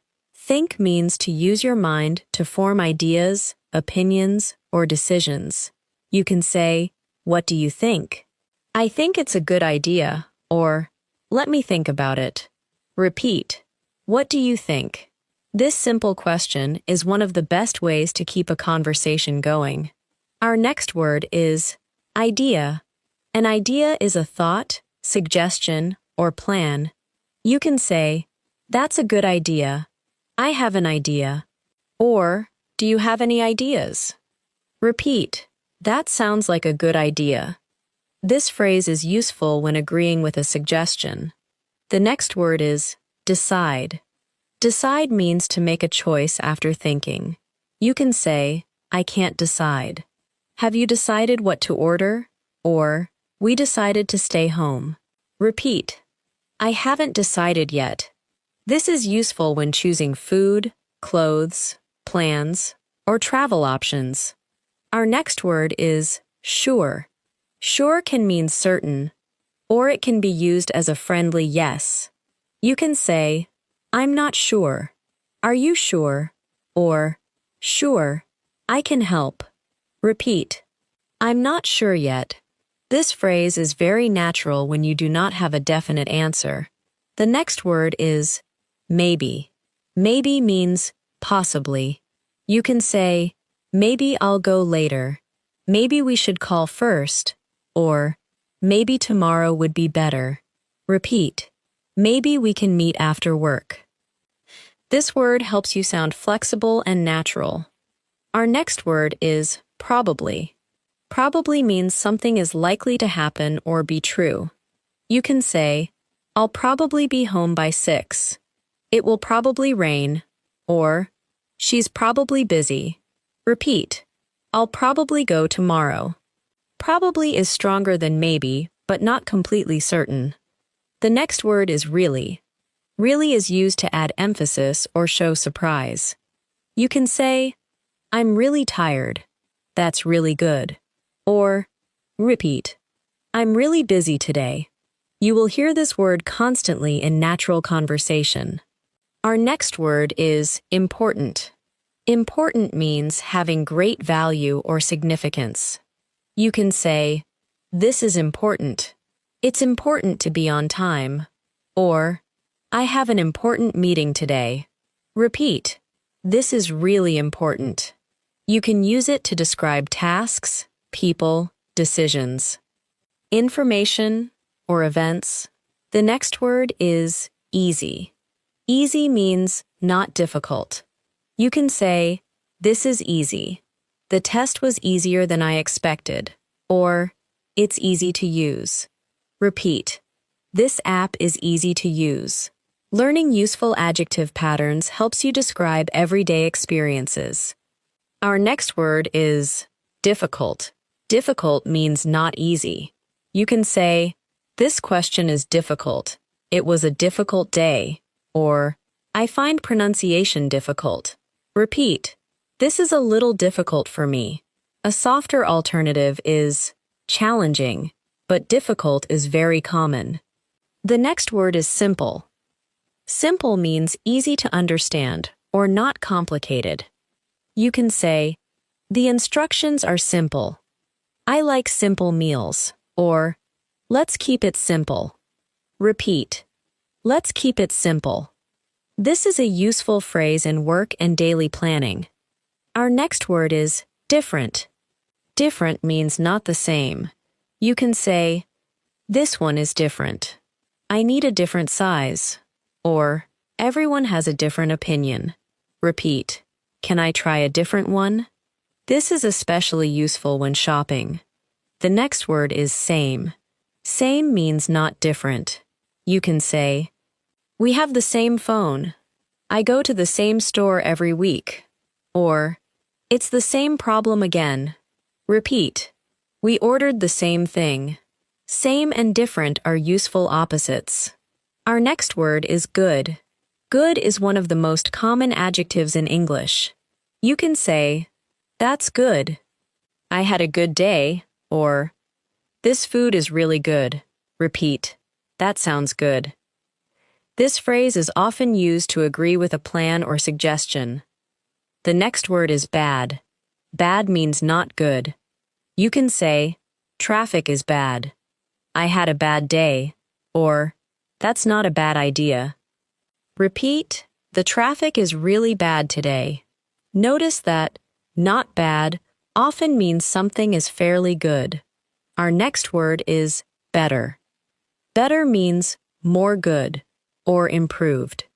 You can say, I feel better today. This option is better. Or, it's better to leave early. Repeat, I feel much better today. Better is the comparative form of good. The next word is best. Best means better than all the others.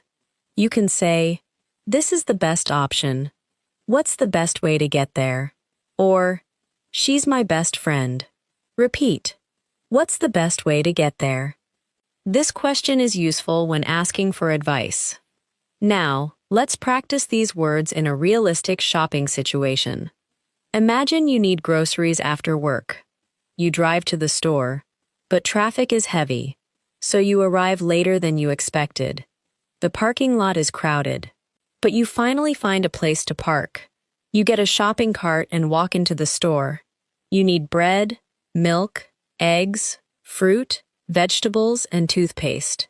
You check the prices because you are trying to save money. Some items are on sale, so you choose the cheaper option. At the checkout, the cashier asks, "Would you like a bag?"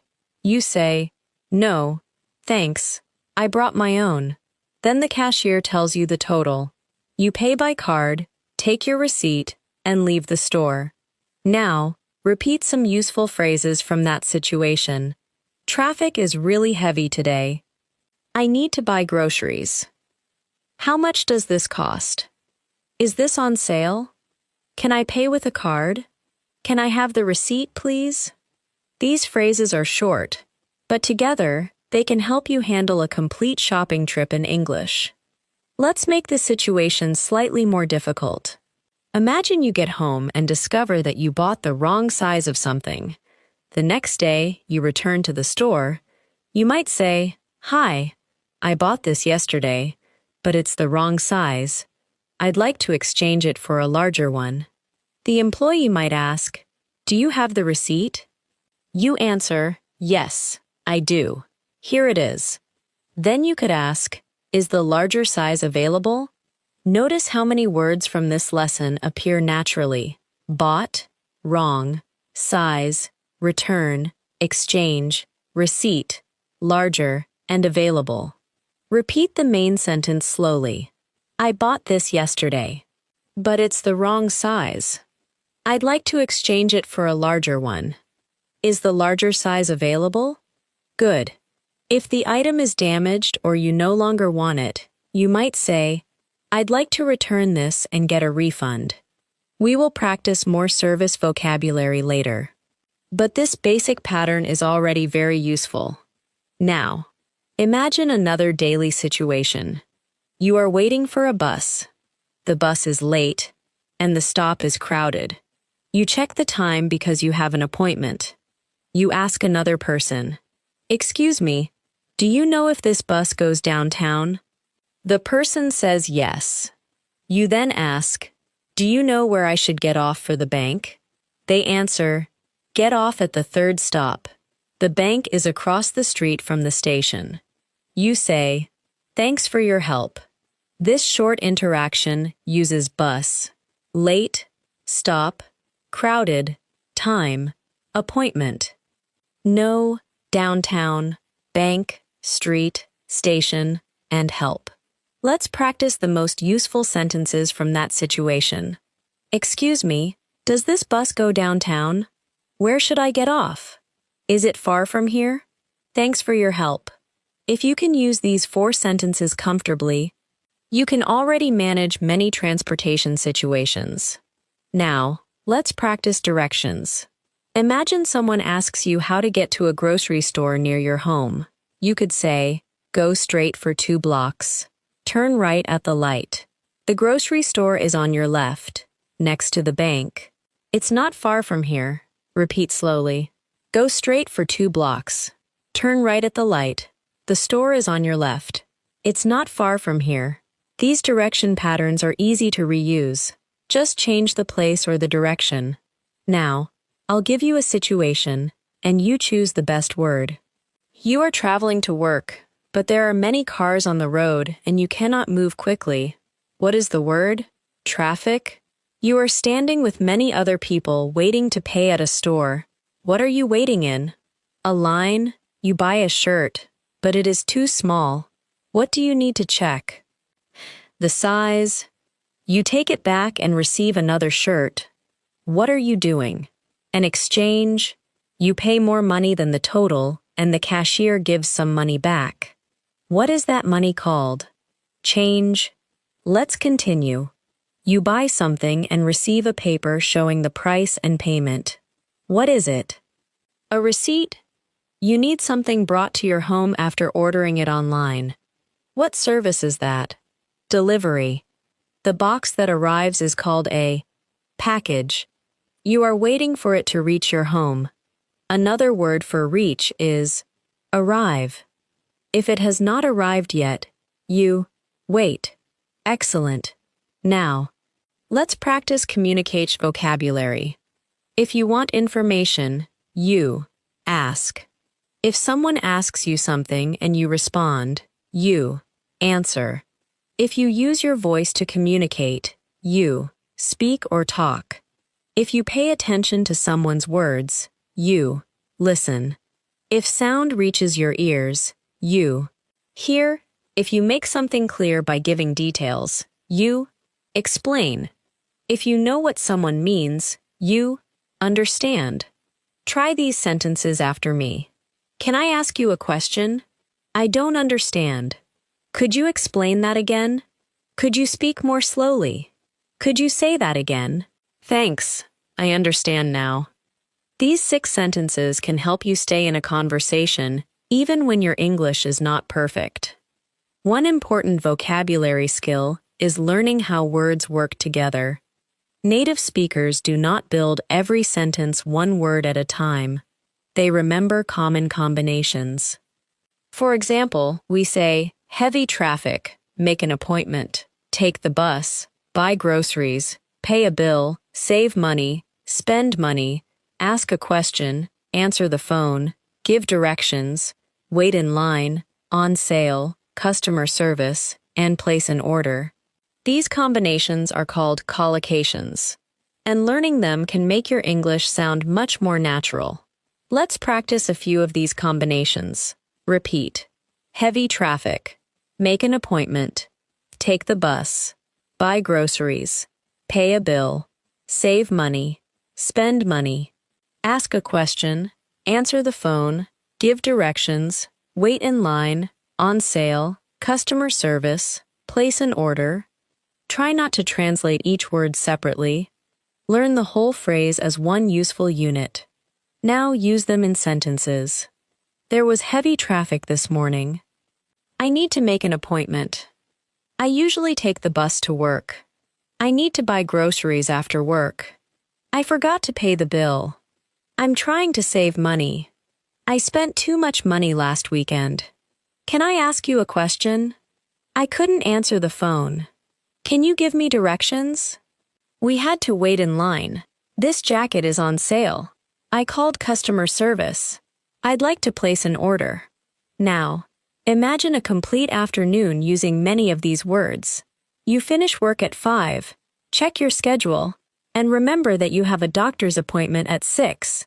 You leave the office. But traffic is bad. You decide not to drive because parking near the clinic is difficult. Instead, you take the train. You check the map on your phone and get off at the correct station. When you leave the station, you are not sure which direction to go, so you ask someone for help. They tell you to go straight, turn left at the corner, and walk 2 blocks. You arrive at the clinic 10 minutes early.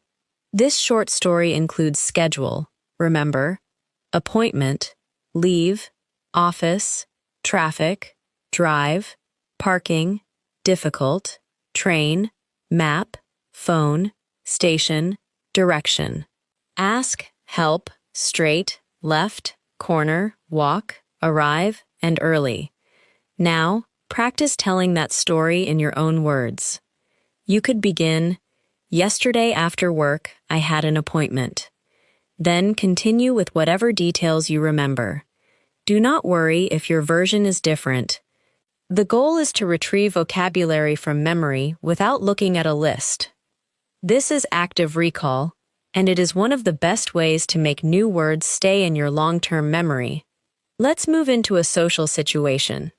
Imagine a friend sends you a message and says, "Are you free tonight?" You reply, "Maybe." What are you planning? Your friend says, "A few people are meeting for dinner. Would you like to join us?" You think about your schedule and answer, "Sure, that sounds like a good idea. What time are you meeting?" Your friend replies, "Around 7. I'll text you the address." You say, "Great. I'll probably arrive a few minutes early." Notice the words free, message, reply, maybe, plan, people, meeting, dinner, join, schedule, sure, good, time, text, address, probably, arrive, and early. Now, repeat the conversation as useful individual sentences. Are you free tonight? What are you planning? Would you like to join us? That sounds like a good idea. What time are you meeting? I'll text you the address. I'll probably arrive around 7. These phrases are excellent for making plans with friends. Now, practice changing just one detail. Instead of dinner, say coffee. Would you like to join us for coffee? Instead of tonight, say tomorrow. Are you free tomorrow? Instead of 7, say 6:30. We're meeting around 6:30. This is how one sentence pattern can create many useful conversations. Another way to improve vocabulary is to describe what you see around you. If you are at home, you can describe your room, door, window, table, chair, phone, clothes, bag, or keys. If you are outside, you can describe the street, road, traffic, bus, store, people, and weather. If you are shopping, you can talk about prices, sizes, sales, cards, cash, receipts, and bags. The more often you connect English words to real objects and real actions, the less you depend on translation. Let's do a quick mental description exercise. Imagine you are standing outside a busy grocery store. What might you see? You might say, "There are a lot of people outside the store. The parking lot is almost full. A bus is stopping across the street. There is heavy traffic on the road. Some people are carrying shopping bags. One customer is waiting near the entrance. The store is open, and there is a sale today." Try to picture the scene while you listen. This helps your brain connect language with meaning directly. Now, imagine you are inside the store. You might say, "I have a shopping cart. There are apples, bananas, bread, milk, eggs, and vegetables in my cart. I'm checking the prices because I want to save money. Some items are cheap, but others are expensive. I choose the items that are on sale. Then I wait in line, pay with my card, take my receipt, and carry my bags to the car." Again, this is simple English, but it is practical English. Let's practice some questions you could use during a normal day. Repeat. Where is the nearest bus stop? How much does this cost? Is this on sale? Do you have this in a different size? Can I pay with a card? When will my package arrive? Are you available tomorrow? Do you have any plans tonight? Can you give me directions? Could you explain that again? Every one of these questions can solve a real everyday problem. Now, answer them with simple responses. The bus stop is around the corner. It costs $15. Yes, it's 20% off. Yes, we have a larger size. Yes, you can pay with a card. Your package should arrive tomorrow. Yes, I'm available after 3. I'm meeting a friend tonight. Go straight and turn left. Sure. Let me explain it again. The next important idea is that you do not need to use difficult vocabulary to sound fluent. Fluency often comes from using common words quickly, correctly, and naturally. Words such as get, go, take, make, need, want, know, think, ask, tell, buy, pay, wait, and help are simple, but they appear in thousands of everyday sentences. If you can combine these common words confidently, your English becomes much more flexible. For example, with the word need, you can say, "I need help," "I need more time," "I need to buy groceries," "I need to make an appointment," "I need to call my friend," and "I need to leave now." With want, you can say, "I want coffee," "I want to go home," "I want to try this on," "I want to save money," and "I want to learn more English." Simple verbs create powerful everyday language. Let's practice building sentences quickly. I'll give you a beginning, and you complete it in your mind. I need to. Maybe you say, I need to go to the store. I want to. Maybe you say, I want to buy a new phone. I have to. Maybe you say, I have to pay a bill. I'm going to. Maybe you say, I'm going to meet a friend. I'm trying to. Maybe you say, I'm trying to save money. Now, say complete sentences aloud. I need to buy groceries. I want to go home. I have to pay my phone bill. I'm going to meet a friend after work. I'm trying to save more money. These are excellent sentence frames because you can use them with hundreds of vocabulary words. Let's review the transportation words in one short story. I left home early because I had an appointment downtown. I usually drive, but traffic was heavy, so I decided to take the train. I walked to the station, bought a ticket, and waited for the train. The train was crowded, but I found a seat. I checked the map on my phone because I wasn't sure which stop I needed. I got off at the correct station and walked straight for 2 blocks. Then I turned right at the corner and found the building. Listen again and notice how smoothly the words connect. Now, review the shopping words in another story. After my appointment, I went to a store because I needed a new shirt. I found one I liked, but the price was expensive.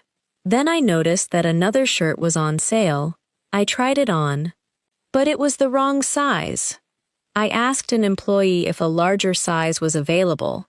She found one for me, and it fit perfectly. I bought it, paid by card, and kept the receipt in case I needed to return it.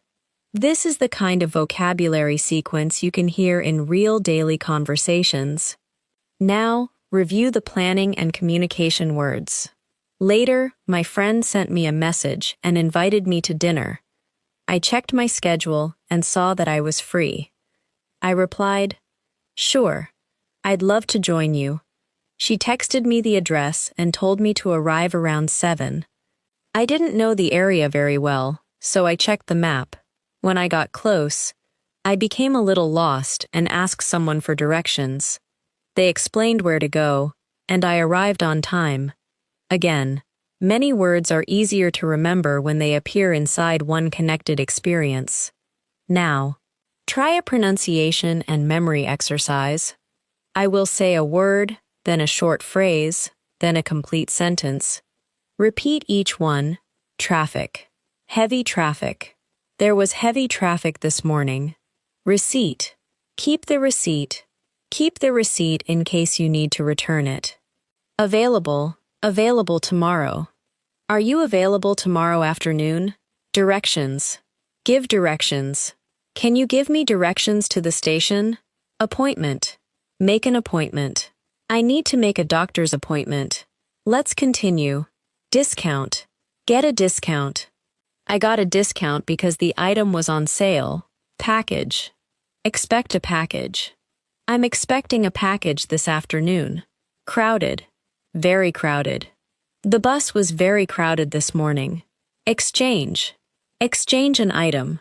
I'd like to exchange this for a different size. Understand. Understand the question. I understand the question now.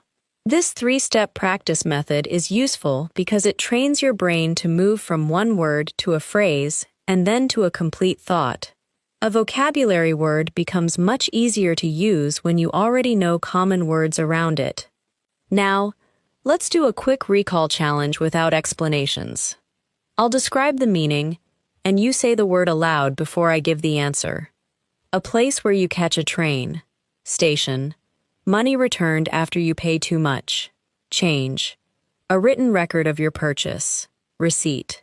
Something delivered to your home in a box. Package. A lower price. Discount. Too many people in one place. Crowded. Not having many people or things inside. Empty. Prepared to be used or not busy. Available. A planned meeting with a doctor or professional. Appointment. A plan of activities and time is schedule. Continue. To request information. Ask. To respond to a question. Answer. To make something easier to understand, explain, to know the meaning, understand, to fail to remember, forget, to bring information back to your mind, remember. To make a choice, decide, possibly, maybe, very likely but not completely certain, probably, more good than another option, better, better than all other options, best. Now, let's practice a few common mistakes. We say, I'm waiting for the bus, not, I'm waiting the bus. We say, I paid for the shirt, not, I paid the shirt. We say, I asked him a question, or, I asked a question, not, I said him a question. We say, can you tell me the address, but, can you say the address again? Notice that tell usually includes a person. Tell me, tell him, tell her. Say focuses more on the words themselves. We say, I arrived at the station, but I arrived home. We say, I'm in line. In American English, we say, I bought it online, and I paid by card, or I paid with a card. We say, this shirt doesn't fit when the size is wrong. We say, I'd like to return this when we want to give an item back to the store. Now, repeat these corrected sentences. I'm waiting for the bus. I paid for the shirt. I asked him a question. Can you tell me the address? I arrived at the station. I arrived home at 6. I'm waiting in line. I bought it online. This shirt doesn't fit. I'd like to return this.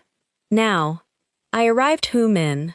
Create a short story about your own shopping habits. You can follow this model. I usually buy groceries once or twice a week. I go to a store near my home. I take a shopping cart and check my list. I compare prices because I like to save money. If something is on sale, I sometimes buy it. I usually pay with a card and keep the receipt. I also order some things online, especially when delivery is free. Pause the lesson for a moment if you need more time, and create your own version aloud. Next, describe how you usually travel. You could say, I usually drive to work, but sometimes I take the bus. My office is not far from my home. If traffic is heavy, the trip takes longer. On weekends, I sometimes walk or ride my bike to nearby places. Or maybe your routine is completely different.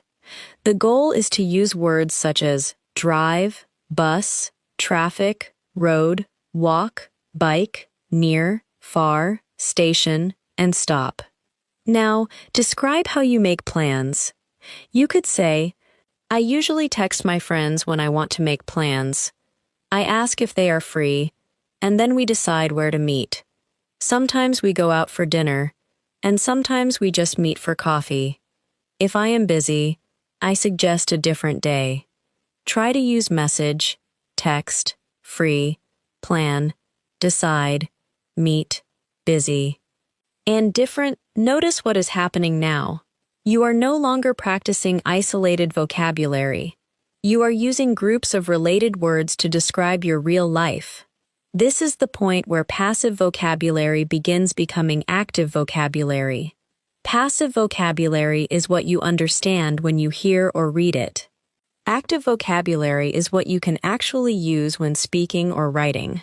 Our goal in this masterclass is to move as many words as possible into your active vocabulary.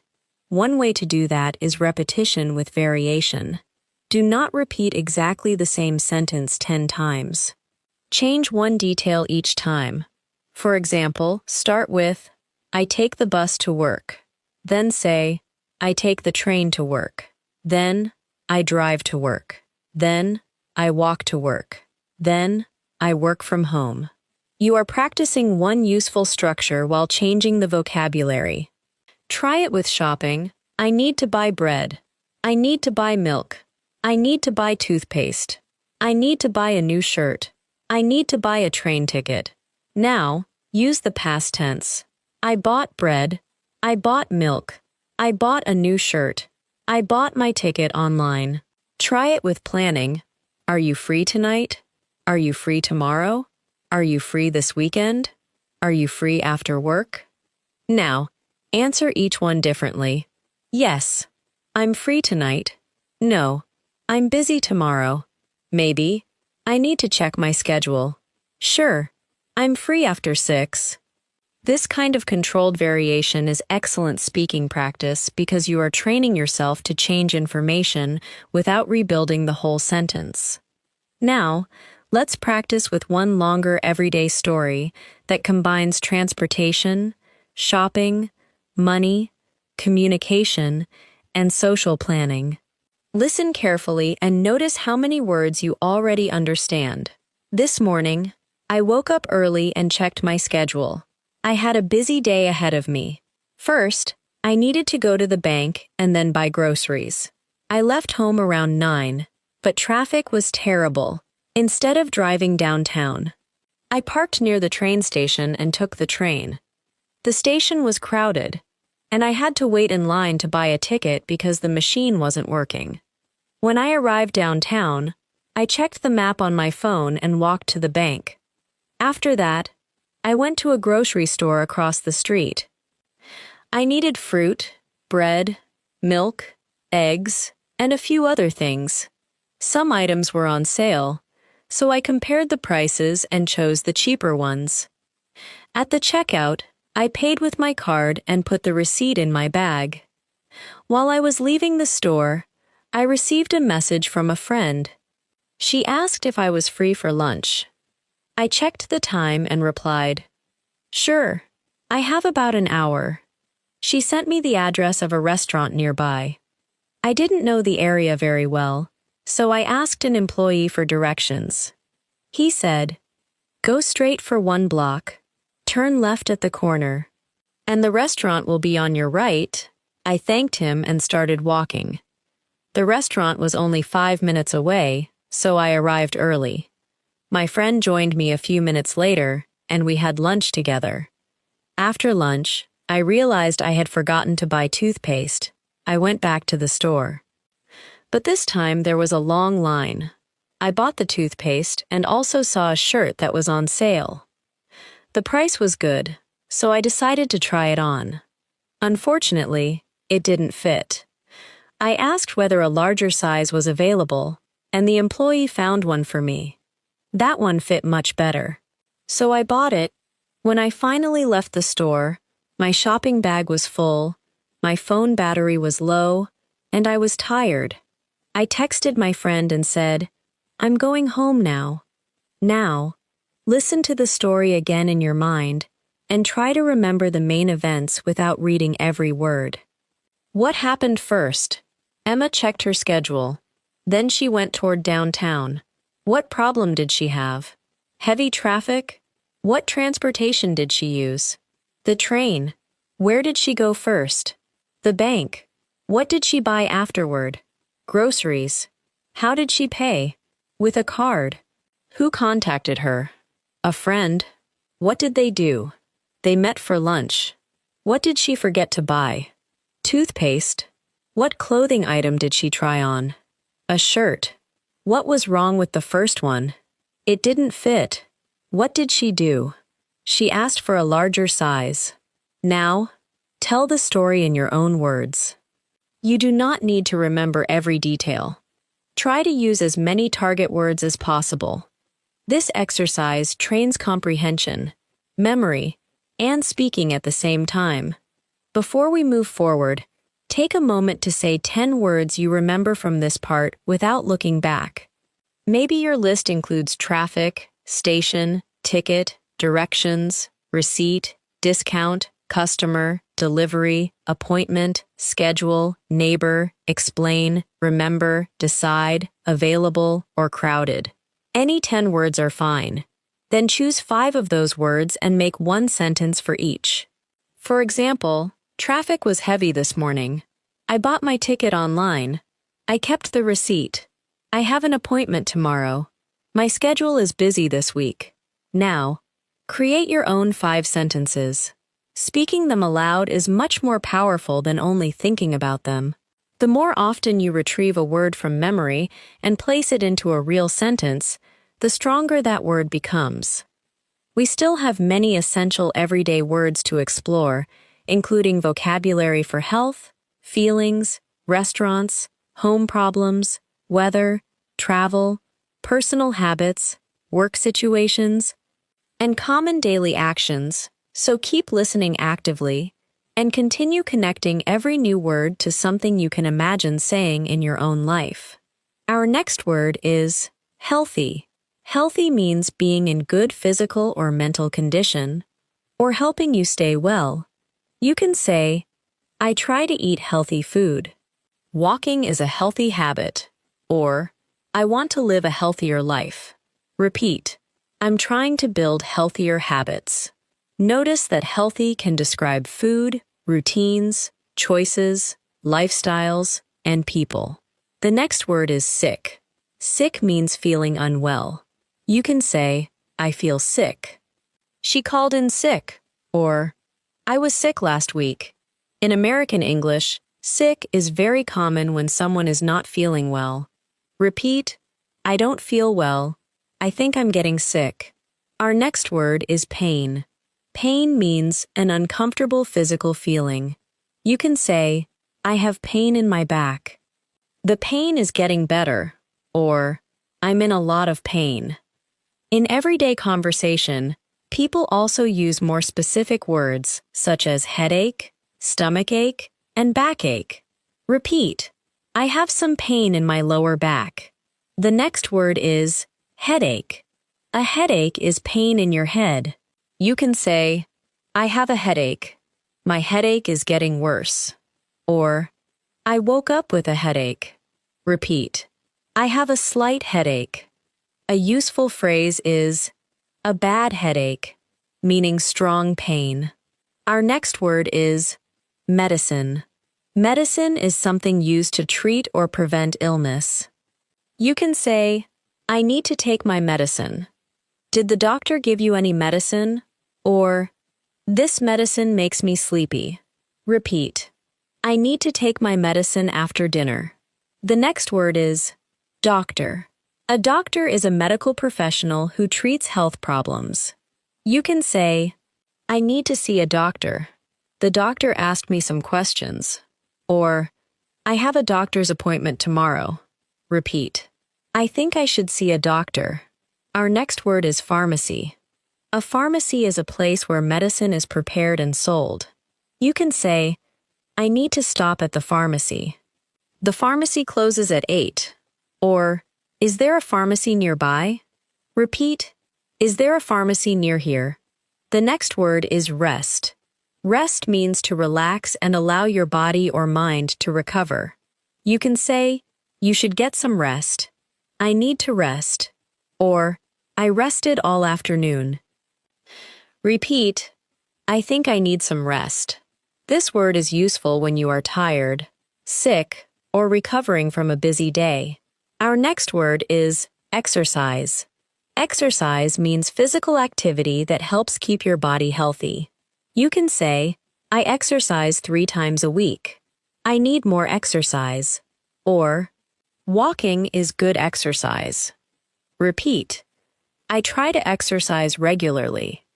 The next word is walk.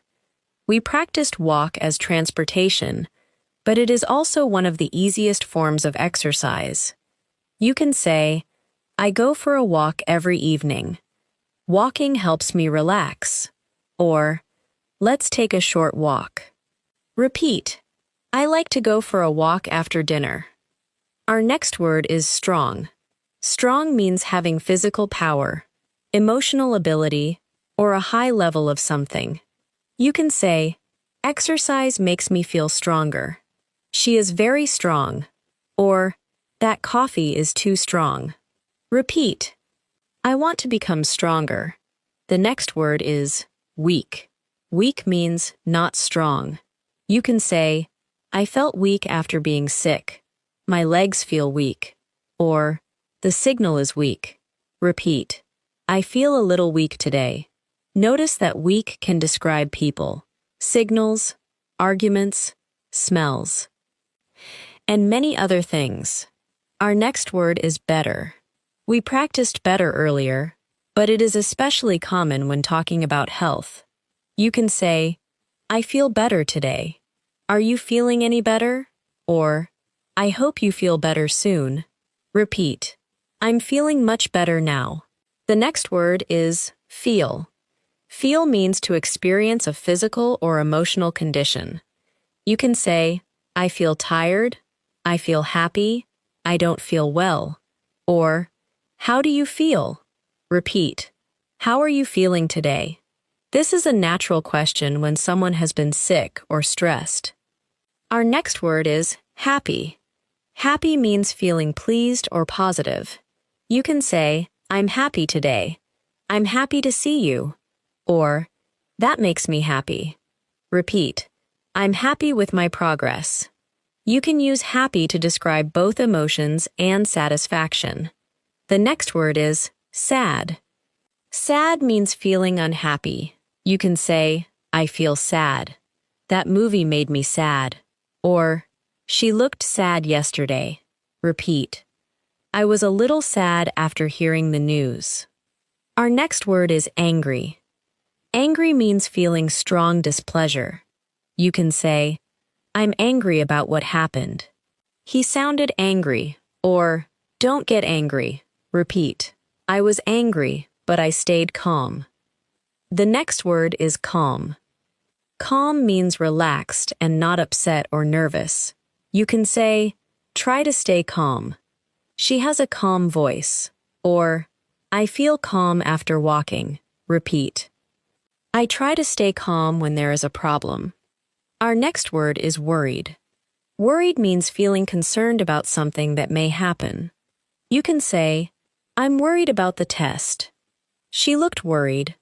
Or, don't worry. Repeat. I'm a little worried about tomorrow. The next word is nervous. Nervous means feeling worried or uncomfortable, often before something important. You can say, I'm nervous about the interview. I felt nervous before the meeting. Or, it's normal to feel nervous. Repeat. I always feel nervous before speaking in public. Our next word is excited. Excited means feeling happy and enthusiastic about something. You can say, I'm excited about the trip. The children are excited. Or, I'm excited to start my new job. Repeat. I'm really excited about the weekend. The next word is surprised. Surprised means feeling unexpected amazement because something happened that you did not expect. You can say, I was surprised by the price. She looked surprised. Or, I'm surprised you remembered. Repeat. I was surprised to see him there. Our next word is afraid. Afraid means feeling fear. You can say, I'm afraid of dogs. Don't be afraid to ask questions. Or, she was afraid to speak. Repeat. Don't be afraid to make mistakes. This is an especially useful sentence for language learning. The next word is relaxed. Relaxed means calm and comfortable. You can say, I feel relaxed at home. The weekend was very relaxing. Or, try to stay relaxed. Repeat. I feel more relaxed after work. Our next word is stressed. Stressed means feeling mental pressure or tension. You can say, I'm stressed about work. I've had a stressful week. Or, I feel stressed when I'm late. Repeat. I've been really stressed this week. The next word is weather. Weather describes conditions outside, such as temperature, rain, wind, and sunshine. You can say, the weather is nice today. What's the weather like? Or, the weather changed quickly. Repeat. The weather is beautiful today. Our next word is hot. Hot means having a high temperature. You can say, it's hot outside. The coffee is too hot. Or, I'm getting hot. Repeat. It's really hot today. Hot can describe weather. Food, drinks, rooms, and objects. The next word is cold. Cold means having a low temperature. You can say, "It's cold outside." "My hands are cold." Or, "The water is too cold." Repeat. "It's getting cold outside." Cold can also mean a common illness, as in, "I have a cold." Our next word is warm. Warm means pleasantly or moderately hot. You can say, "The room is warm. I need a warm jacket." Or, "The weather is warm today." Repeat. "It's warm enough to sit outside." The next word is cool. Cool can mean slightly cold or pleasantly fresh. You can say, "It's cool this morning." "The water feels cool." Or, "It gets cooler in the evening." Repeat. "It's cool and comfortable outside." Our next word is rain. Rain is water that falls from clouds. You can say, "It's raining." "We had a lot of rain." Or, "It might rain later." Repeat. "I think it's going to rain." A useful everyday question is, "Do I need an umbrella?" The next word is umbrella. An umbrella is something you hold over yourself to stay dry in the rain. You can say, "Don't forget your umbrella." "I left my umbrella at work." Or, "You might need an umbrella today." Repeat. "I forgot to bring my umbrella." Our next word is sunny. Sunny means having a lot of sunshine. You can say, "It's sunny today." "Tomorrow should be sunny." Or, "I love sunny weather." Repeat. "It's warm and sunny outside." The next word is cloudy. Cloudy means having many clouds in the sky. You can say, "It's cloudy today." "The sky looks cloudy." Or, "It might rain because it's cloudy." Repeat. "It's cloudy but still warm." Our next word is windy. Windy means having a lot of wind. You can say, "It's really windy outside." "It was a windy afternoon." Or, "Hold on to your hat because it's windy." Repeat. "It's too windy to sit outside." The next word is restaurant. A restaurant is a place where you pay to eat prepared food. You can say, "We're going to a restaurant tonight." "This restaurant is always busy." Or, "Do you know a good restaurant nearby?" Repeat. "Do you know a good restaurant around here?" Our next word is menu. A menu is a list of food and drinks available at a restaurant. You can say, "Can I see the menu? I'm looking at the menu." Or, "There are too many choices on the menu." Repeat. "Could I see the menu, please?" The next word is server. A server is a person who takes orders and brings food in a restaurant. You can say, "Our server was very friendly." "The server brought our drinks." Or, "Let's ask the server." Repeat. "I'll ask the server for some water." Our next word is order. We practiced order before, but let's use it in a restaurant. You can say, "Are you ready to order?" "I'd like to order the chicken."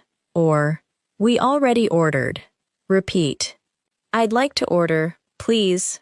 The next word is drink. Drink can be a verb or a noun. You can say, "I drink water every day." Or, "What would you like to drink?" Repeat. "I'll have water, please." In restaurants, "I'll have" is a natural way to order. Our next word is food. Food is what people and animals eat. You can say, "The food is delicious." "I need to buy food." Or, "What kind of food do you like?" Repeat. "The food here is really good." The next word is delicious. Delicious means having a very pleasant taste. You can say, "This is delicious." "The meal was delicious." Or, "That smells delicious." Repeat. "This food is absolutely delicious." Our next word is sweet. Sweet describes a taste like sugar. You can say, "This dessert is very sweet." "I like sweet coffee."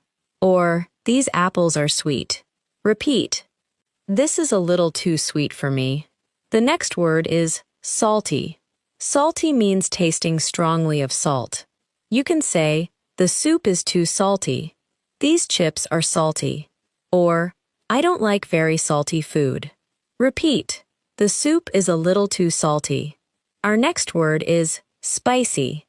Spicy means having a strong hot flavor from spices or peppers. You can say, I like spicy food. Is this dish spicy? Or, that sauce is too spicy for me. Repeat. Is this very spicy? The next word is fresh. Fresh means recently made, grown, or prepared, and not old. You can say, the bread is fresh. I bought fresh vegetables. Or, this salad tastes fresh. Repeat. I prefer fresh food. Our next word is tip. A tip is extra money given to someone for service, especially in restaurants. You can say, did you leave a tip? The service was good, so we left a tip. Or, the tip is included. Repeat. We left a tip for the server. The next word is check. In an American restaurant, the check is the bill you receive before paying. You can say, could we get the check, please? Or, I'll pay the check. Repeat. Could we get the check? Please? This is one of the most useful restaurant phrases in American English. Our next word is travel. Travel means to go from one place to another, often over a longer distance. You can say, I love to travel. I travel for work. Or, we're traveling next month. Repeat. I like traveling to new places. The next word is trip. A trip is a journey to another place, usually for a limited period of time. You can say, I'm planning a trip. How was your trip? Or, we took a short trip last weekend. Repeat. I'm planning a trip for next month. Our next word is airport. An airport is a place where airplanes arrive and depart. You can say, I'm going to the airport. How far is the airport? Or, we arrived at the airport early. Repeat. I need to be at the airport by 6. The next word is flight. A flight is a journey by airplane. You can say, my flight is at 9. The flight was delayed. Or, what time does your flight leave? Repeat. My flight leaves at 9:30. Our next word is passport. A passport is an official document used for international travel.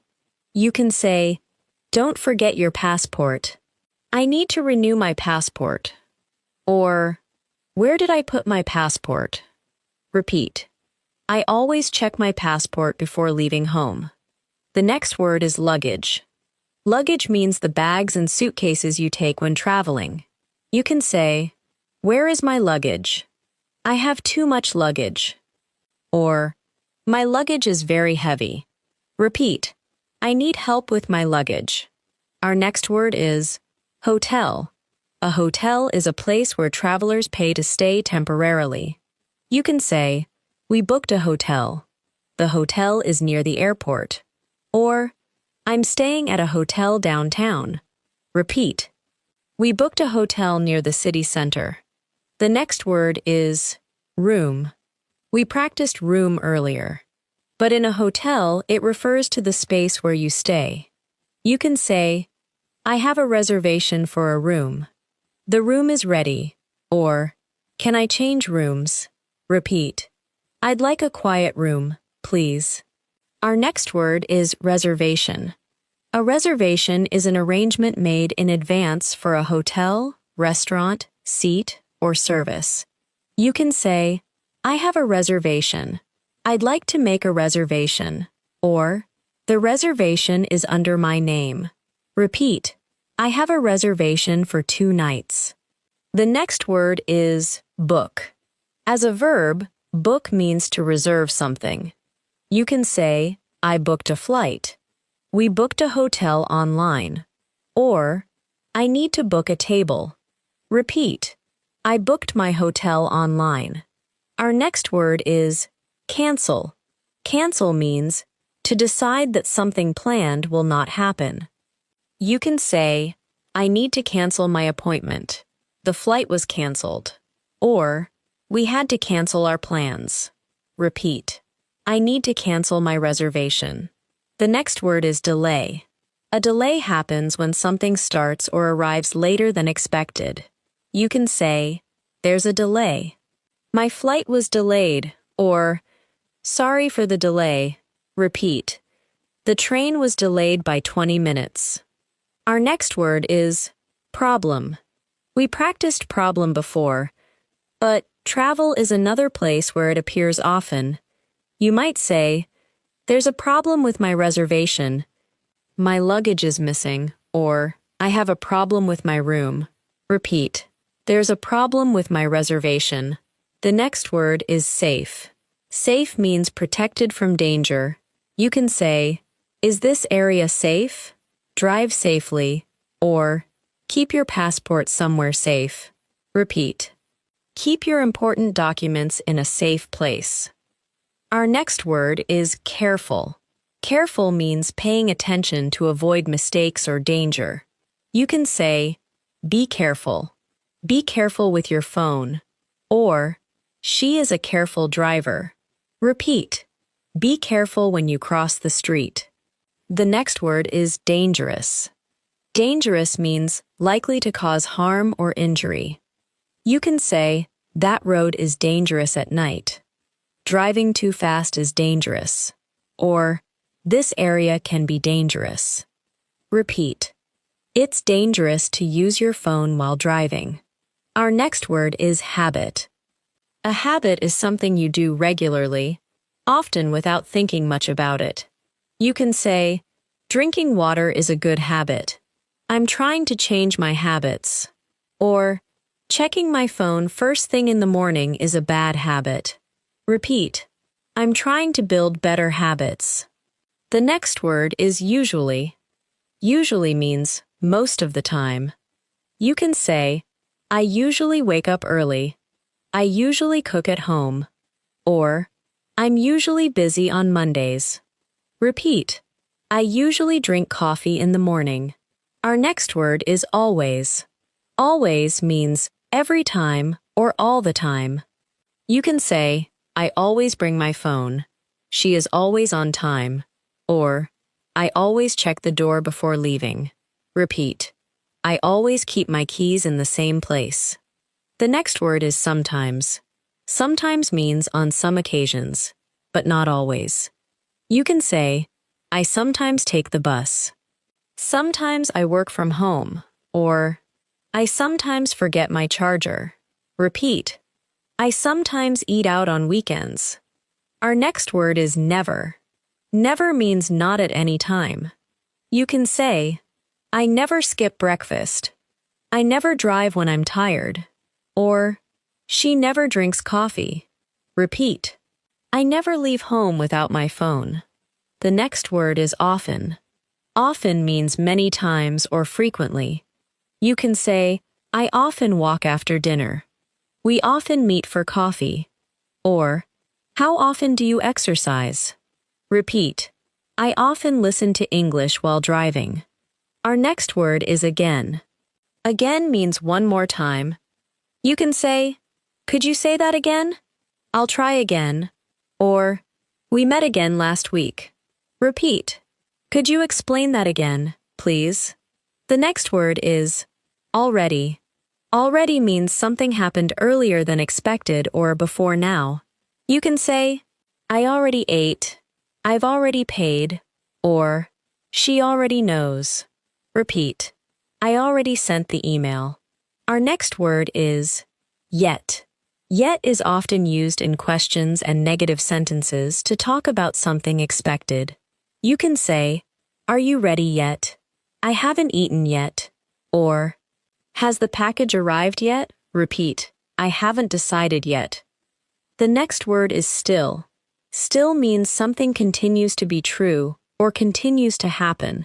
You can say, I'm still working. Are you still waiting? Or, it's still raining.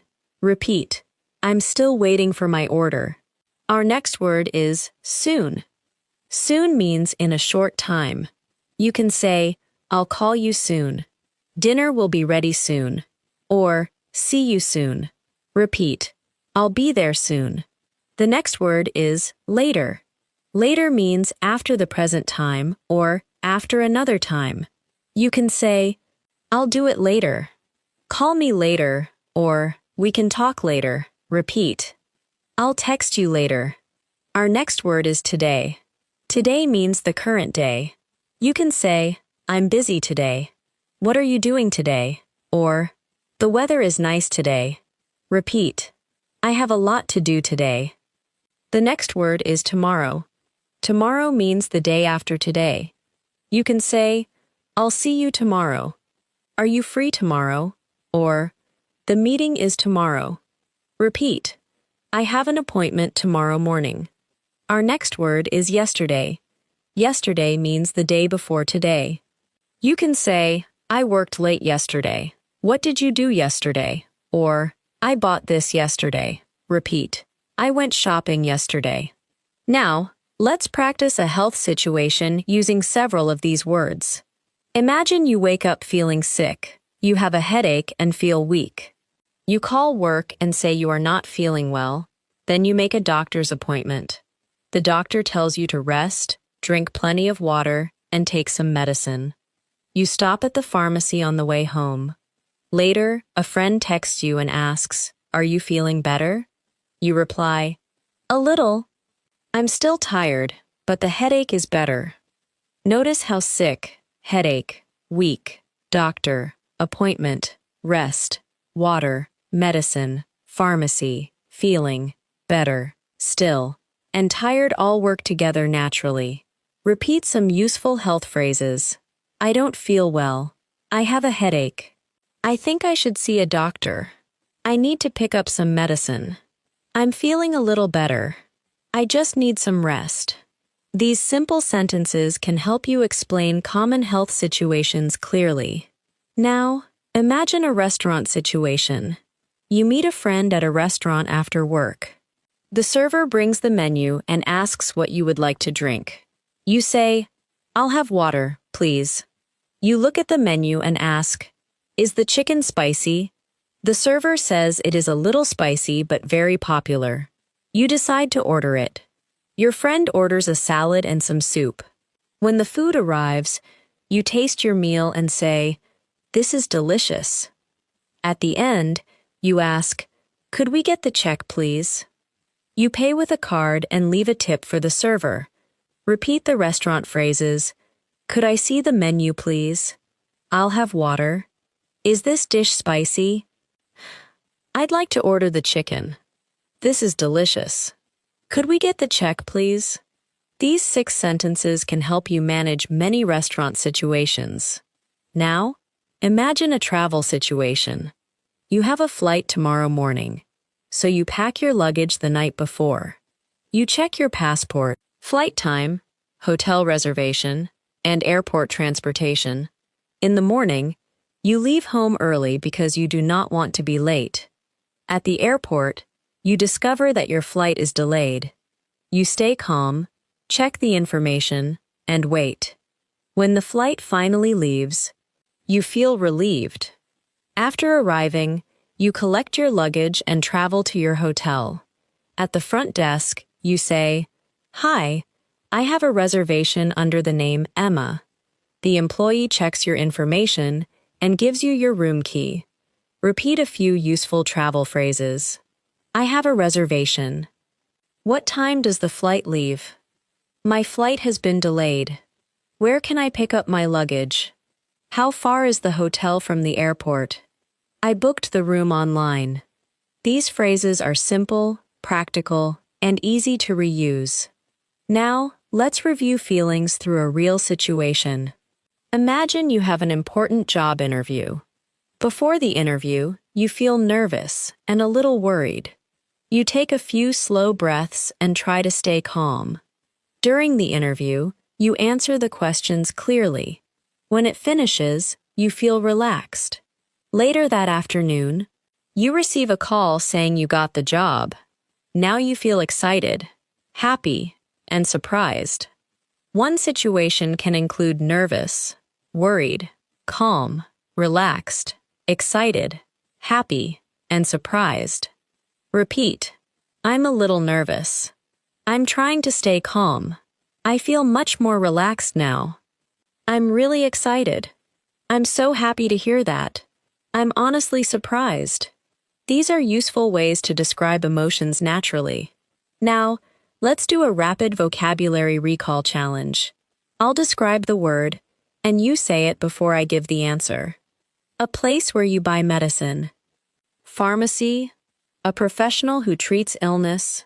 Doctor, something you take to help treat sickness. Medicine, the feeling of needing sleep or rest. Tired, physical activity for health. Exercise, feeling positive and pleased. Happy, feeling concerned about something. Worried, feeling enthusiastic about something. Excited, feeling peaceful and not upset. Calm, feeling pressure from too many demands. Stressed. Continue. Water falling from the sky. Rain. Something that protects you from rain. Umbrella. Weather with lots of sunshine. Sunny. Weather with many clouds. Cloudy. A place where you pay to eat food. Restaurant. A list of restaurant food and drinks. Menu. The person who serves your meal. Server. Extra money left for good service. Tip. The restaurant bill in American English. Check. Continue. A journey by airplane. Flight. The place airplanes arrive and leave. Airport. Bags used during travel. Luggage. An official international travel document. Passport. A place where travelers stay. Hotel. An arrangement made before you arrive. Reservation. To reserve something in advance. Book. To stop a planned activity from happening. Cancel. Something happening later than planned. Delay. Now, let's practice frequency words. Listen and repeat. I always brush my teeth before bed. I usually drink coffee in the morning. I often walk after dinner. I sometimes order food online. I never leave my keys in the car. These frequency words help you talk naturally about routines and habits. Now, make 5 sentences about your own life. Use always in the first sentence. Use usually in the second. Use often in the third. Use sometimes in the fourth. Use never in the fifth. For example, I always check my phone in the morning. I usually eat breakfast at home. I often listen to music while I work. I sometimes meet friends after work. I never drink coffee late at night. Your sentences can be completely different. Now, let's practice words that help you talk about time. I already ate. This means eating happened before now. I haven't eaten yet. This means eating has not happened, but it may happen. I'm still eating. This means the action continues. I'll eat soon. This means after a short time. I'll eat later. This means sometime after now. Repeat the contrast. I already finished my work. I haven't finished yet. I'm still working. I'll finish soon. I'll call you later. If you understand these small-time words, your everyday English becomes much more precise. Now, let's combine many words into one final daily life practice story. Listen carefully and picture the day as it happens. Yesterday, I woke up earlier than usual because I had a busy schedule. I got dressed, made breakfast, and checked the weather. It was cloudy and cool, and the forecast said it might rain, so I put an umbrella in my bag. I left home at 8 and drove toward work. Traffic was heavy, but I arrived on time. I had 2 meetings in the morning and answered several emails. Around noon, I started feeling tired and hungry. So I joined a coworker for lunch at a restaurant near the office. At the restaurant, we looked at the menu and ordered our food. I chose a fresh salad and some soup, and my coworker ordered something spicy. The food was delicious, and the service was good, so we left a tip. After lunch, I went back to work. During the afternoon, I received a message from my doctor's office reminding me about an appointment. I had completely forgotten about it, so I checked my schedule again. Luckily, I was free after 5. When I finished work, it had started raining. I took my umbrella and walked to my car. On the way to the doctor, traffic was worse than before, and I started to feel stressed because I thought I might be late. I called the office and explained the situation. They said, "No problem, drive safely." That helped me feel calmer. I arrived about 5 minutes late and apologized. After the appointment, the doctor told me everything looked fine, but suggested that I get more rest and exercise more often. On the way home, I stopped at a pharmacy to buy a few things. Then I remembered that I needed groceries. So I went to the store next door. I bought milk, bread, fruit, eggs, and vegetables. Some items were on sale, which was good because I'm trying to save money. At the checkout, I paid with my card, took the receipt, and carried the bags to my car. When I got home, I was tired but relaxed. I put the groceries in the kitchen, changed my clothes, and made a simple dinner. While I was eating, a friend texted me and asked if I was available this weekend. She was planning a short trip and invited me to join her. I was surprised because we had not traveled together in a long time. I checked my schedule and realized I was free. I replied, "That sounds like a great idea. Let's talk about it tomorrow." Later that evening, we called each other and started planning the trip. We looked at hotels online, compared prices, and found an affordable room near the airport. We booked the hotel and checked the flight options. One flight was cheaper, but it left very early in the morning. The other was more expensive but had a better schedule. We decided to choose the later flight because it would be less stressful. Before going to bed, I made a short list of things I needed to remember: passport, charger, clothes, medicine, and a few personal items. I set my alarm, charged my phone, and put my keys on the table so I would not forget them. I was excited about the trip, but I was also tired from the long day. I turned off the light, got into bed, and fell asleep quickly.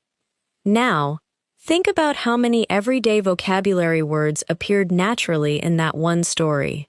Morning routine words, work words, restaurant words, health words, weather words, shopping words, transportation words, communication words, money words, planning words, travel words, and feeling words all connected together. That is how real English works. You rarely use vocabulary in isolated categories. During one normal day, you move from home to work, from messages to meetings, from shopping to food, from transportation to plans, and from feelings to decisions. Now, try to retell the story without copying it exactly. Start with, "Yesterday, I had a busy day." Then explain what happened in the morning, at work, after work, and in the evening. Use whichever words you remember. Even if your retelling is much shorter, it is excellent practice because you are forcing your brain to retrieve vocabulary actively. Let's finish the practice with a personal speaking challenge. Describe your normal day using as many everyday words from this masterclass as possible. You might begin with your alarm, bed, morning routine, shower, clothes, breakfast, coffee, and phone. Then talk about leaving home, traffic, work, meetings, messages, lunch, shopping, money, transportation, friends, family, exercise, weather, dinner, and bedtime. Try to speak for at least 2 minutes without stopping. You can begin like this. I usually wake up around 7. My alarm goes off, and I get out of bed. I take a shower, brush my teeth, get dressed, and make breakfast. I usually have eggs and coffee. Then I check my phone, grab my keys, and leave home. I drive to work, but traffic is sometimes heavy. I start work around 9, check my email, and look at my schedule. I usually have a few meetings during the day. At lunch, I either bring food from home or go to a restaurant with a coworker, then continue into the afternoon and evening. After work, I sometimes stop at the grocery store. I buy fruit, milk, bread, and other things I need. I try to check the prices and save money. Then I go home, change my clothes, make dinner, and relax.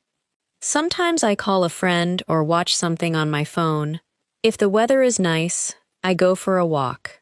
Before bed, I check my schedule for tomorrow, set my alarm, charge my phone, and get ready to sleep. Now, change the story so that it describes yesterday instead of your usual routine. Change I wake up to I woke up. Change I go to I went. Change I buy to I bought. Change I meet to I met. Change I drive to I drove. Change I eat to I ate. This allows you to practice vocabulary and past tense storytelling at the same time. You can also describe tomorrow. Say, tomorrow, I'm going to wake up early. I'm going to have breakfast, go to work, finish an important project, buy groceries, and meet a friend for dinner. One set of vocabulary can help you talk about your routines, your past experiences, and your future plans. The goal is not to memorize all 300 words in one sitting. The goal is to become familiar with them, hear them in useful sentences, and start using them in situations that are connected to your own life. Choose 20 words that feel especially useful to you. Write one sentence for each word. Then, later today or tomorrow, try to say those sentences without looking at your notes. After that, choose another 20 words. You can group them by situation. For example, choose transportation words and describe a trip across town. Choose shopping words and describe buying groceries. Choose restaurant words and imagine ordering a meal. Choose work words and describe a busy workday. Choose health words and explain how you would talk to a doctor. Choose travel words and describe getting ready for a flight. Remember that vocabulary becomes stronger through repeated use. Hearing a word once gives you recognition. Hearing it many times helps you understand it faster. Saying it in a sentence helps you retrieve it. Using it in a personal story helps you own it. The more connections you build around a word, the easier it becomes to remember and use naturally. So when you review words such as appointment, traffic, receipt, available, crowded, pharmacy, reservation, worried, delicious, schedule, luggage, customer, delivery, healthy, message, discount, direction, neighbor, exercise, and relaxed, do not only repeat the definitions. Create a small situation around each word. For appointment, say, I have a dentist appointment tomorrow. For traffic, say, I was late because of traffic. For receipt, say, I kept the receipt in my bag. For available, say, are you available Friday afternoon? For crowded, say, the train was crowded this morning. For pharmacy, say, I need to stop at the pharmacy after work. For reservation, say, I made a hotel reservation online. For worried, say, I was worried about the interview. For delicious, say, the food was delicious. For schedule, say, my schedule is busy today. For luggage, say, my luggage is too heavy. For delivery, say, my delivery should arrive tomorrow. For healthy, say, I'm trying to eat healthier food. For message, say, I sent you a message this morning. For discount, say, I got a discount on the jacket. This is English in Native Voice. Thanks for watching, and we'll see you in the next lesson.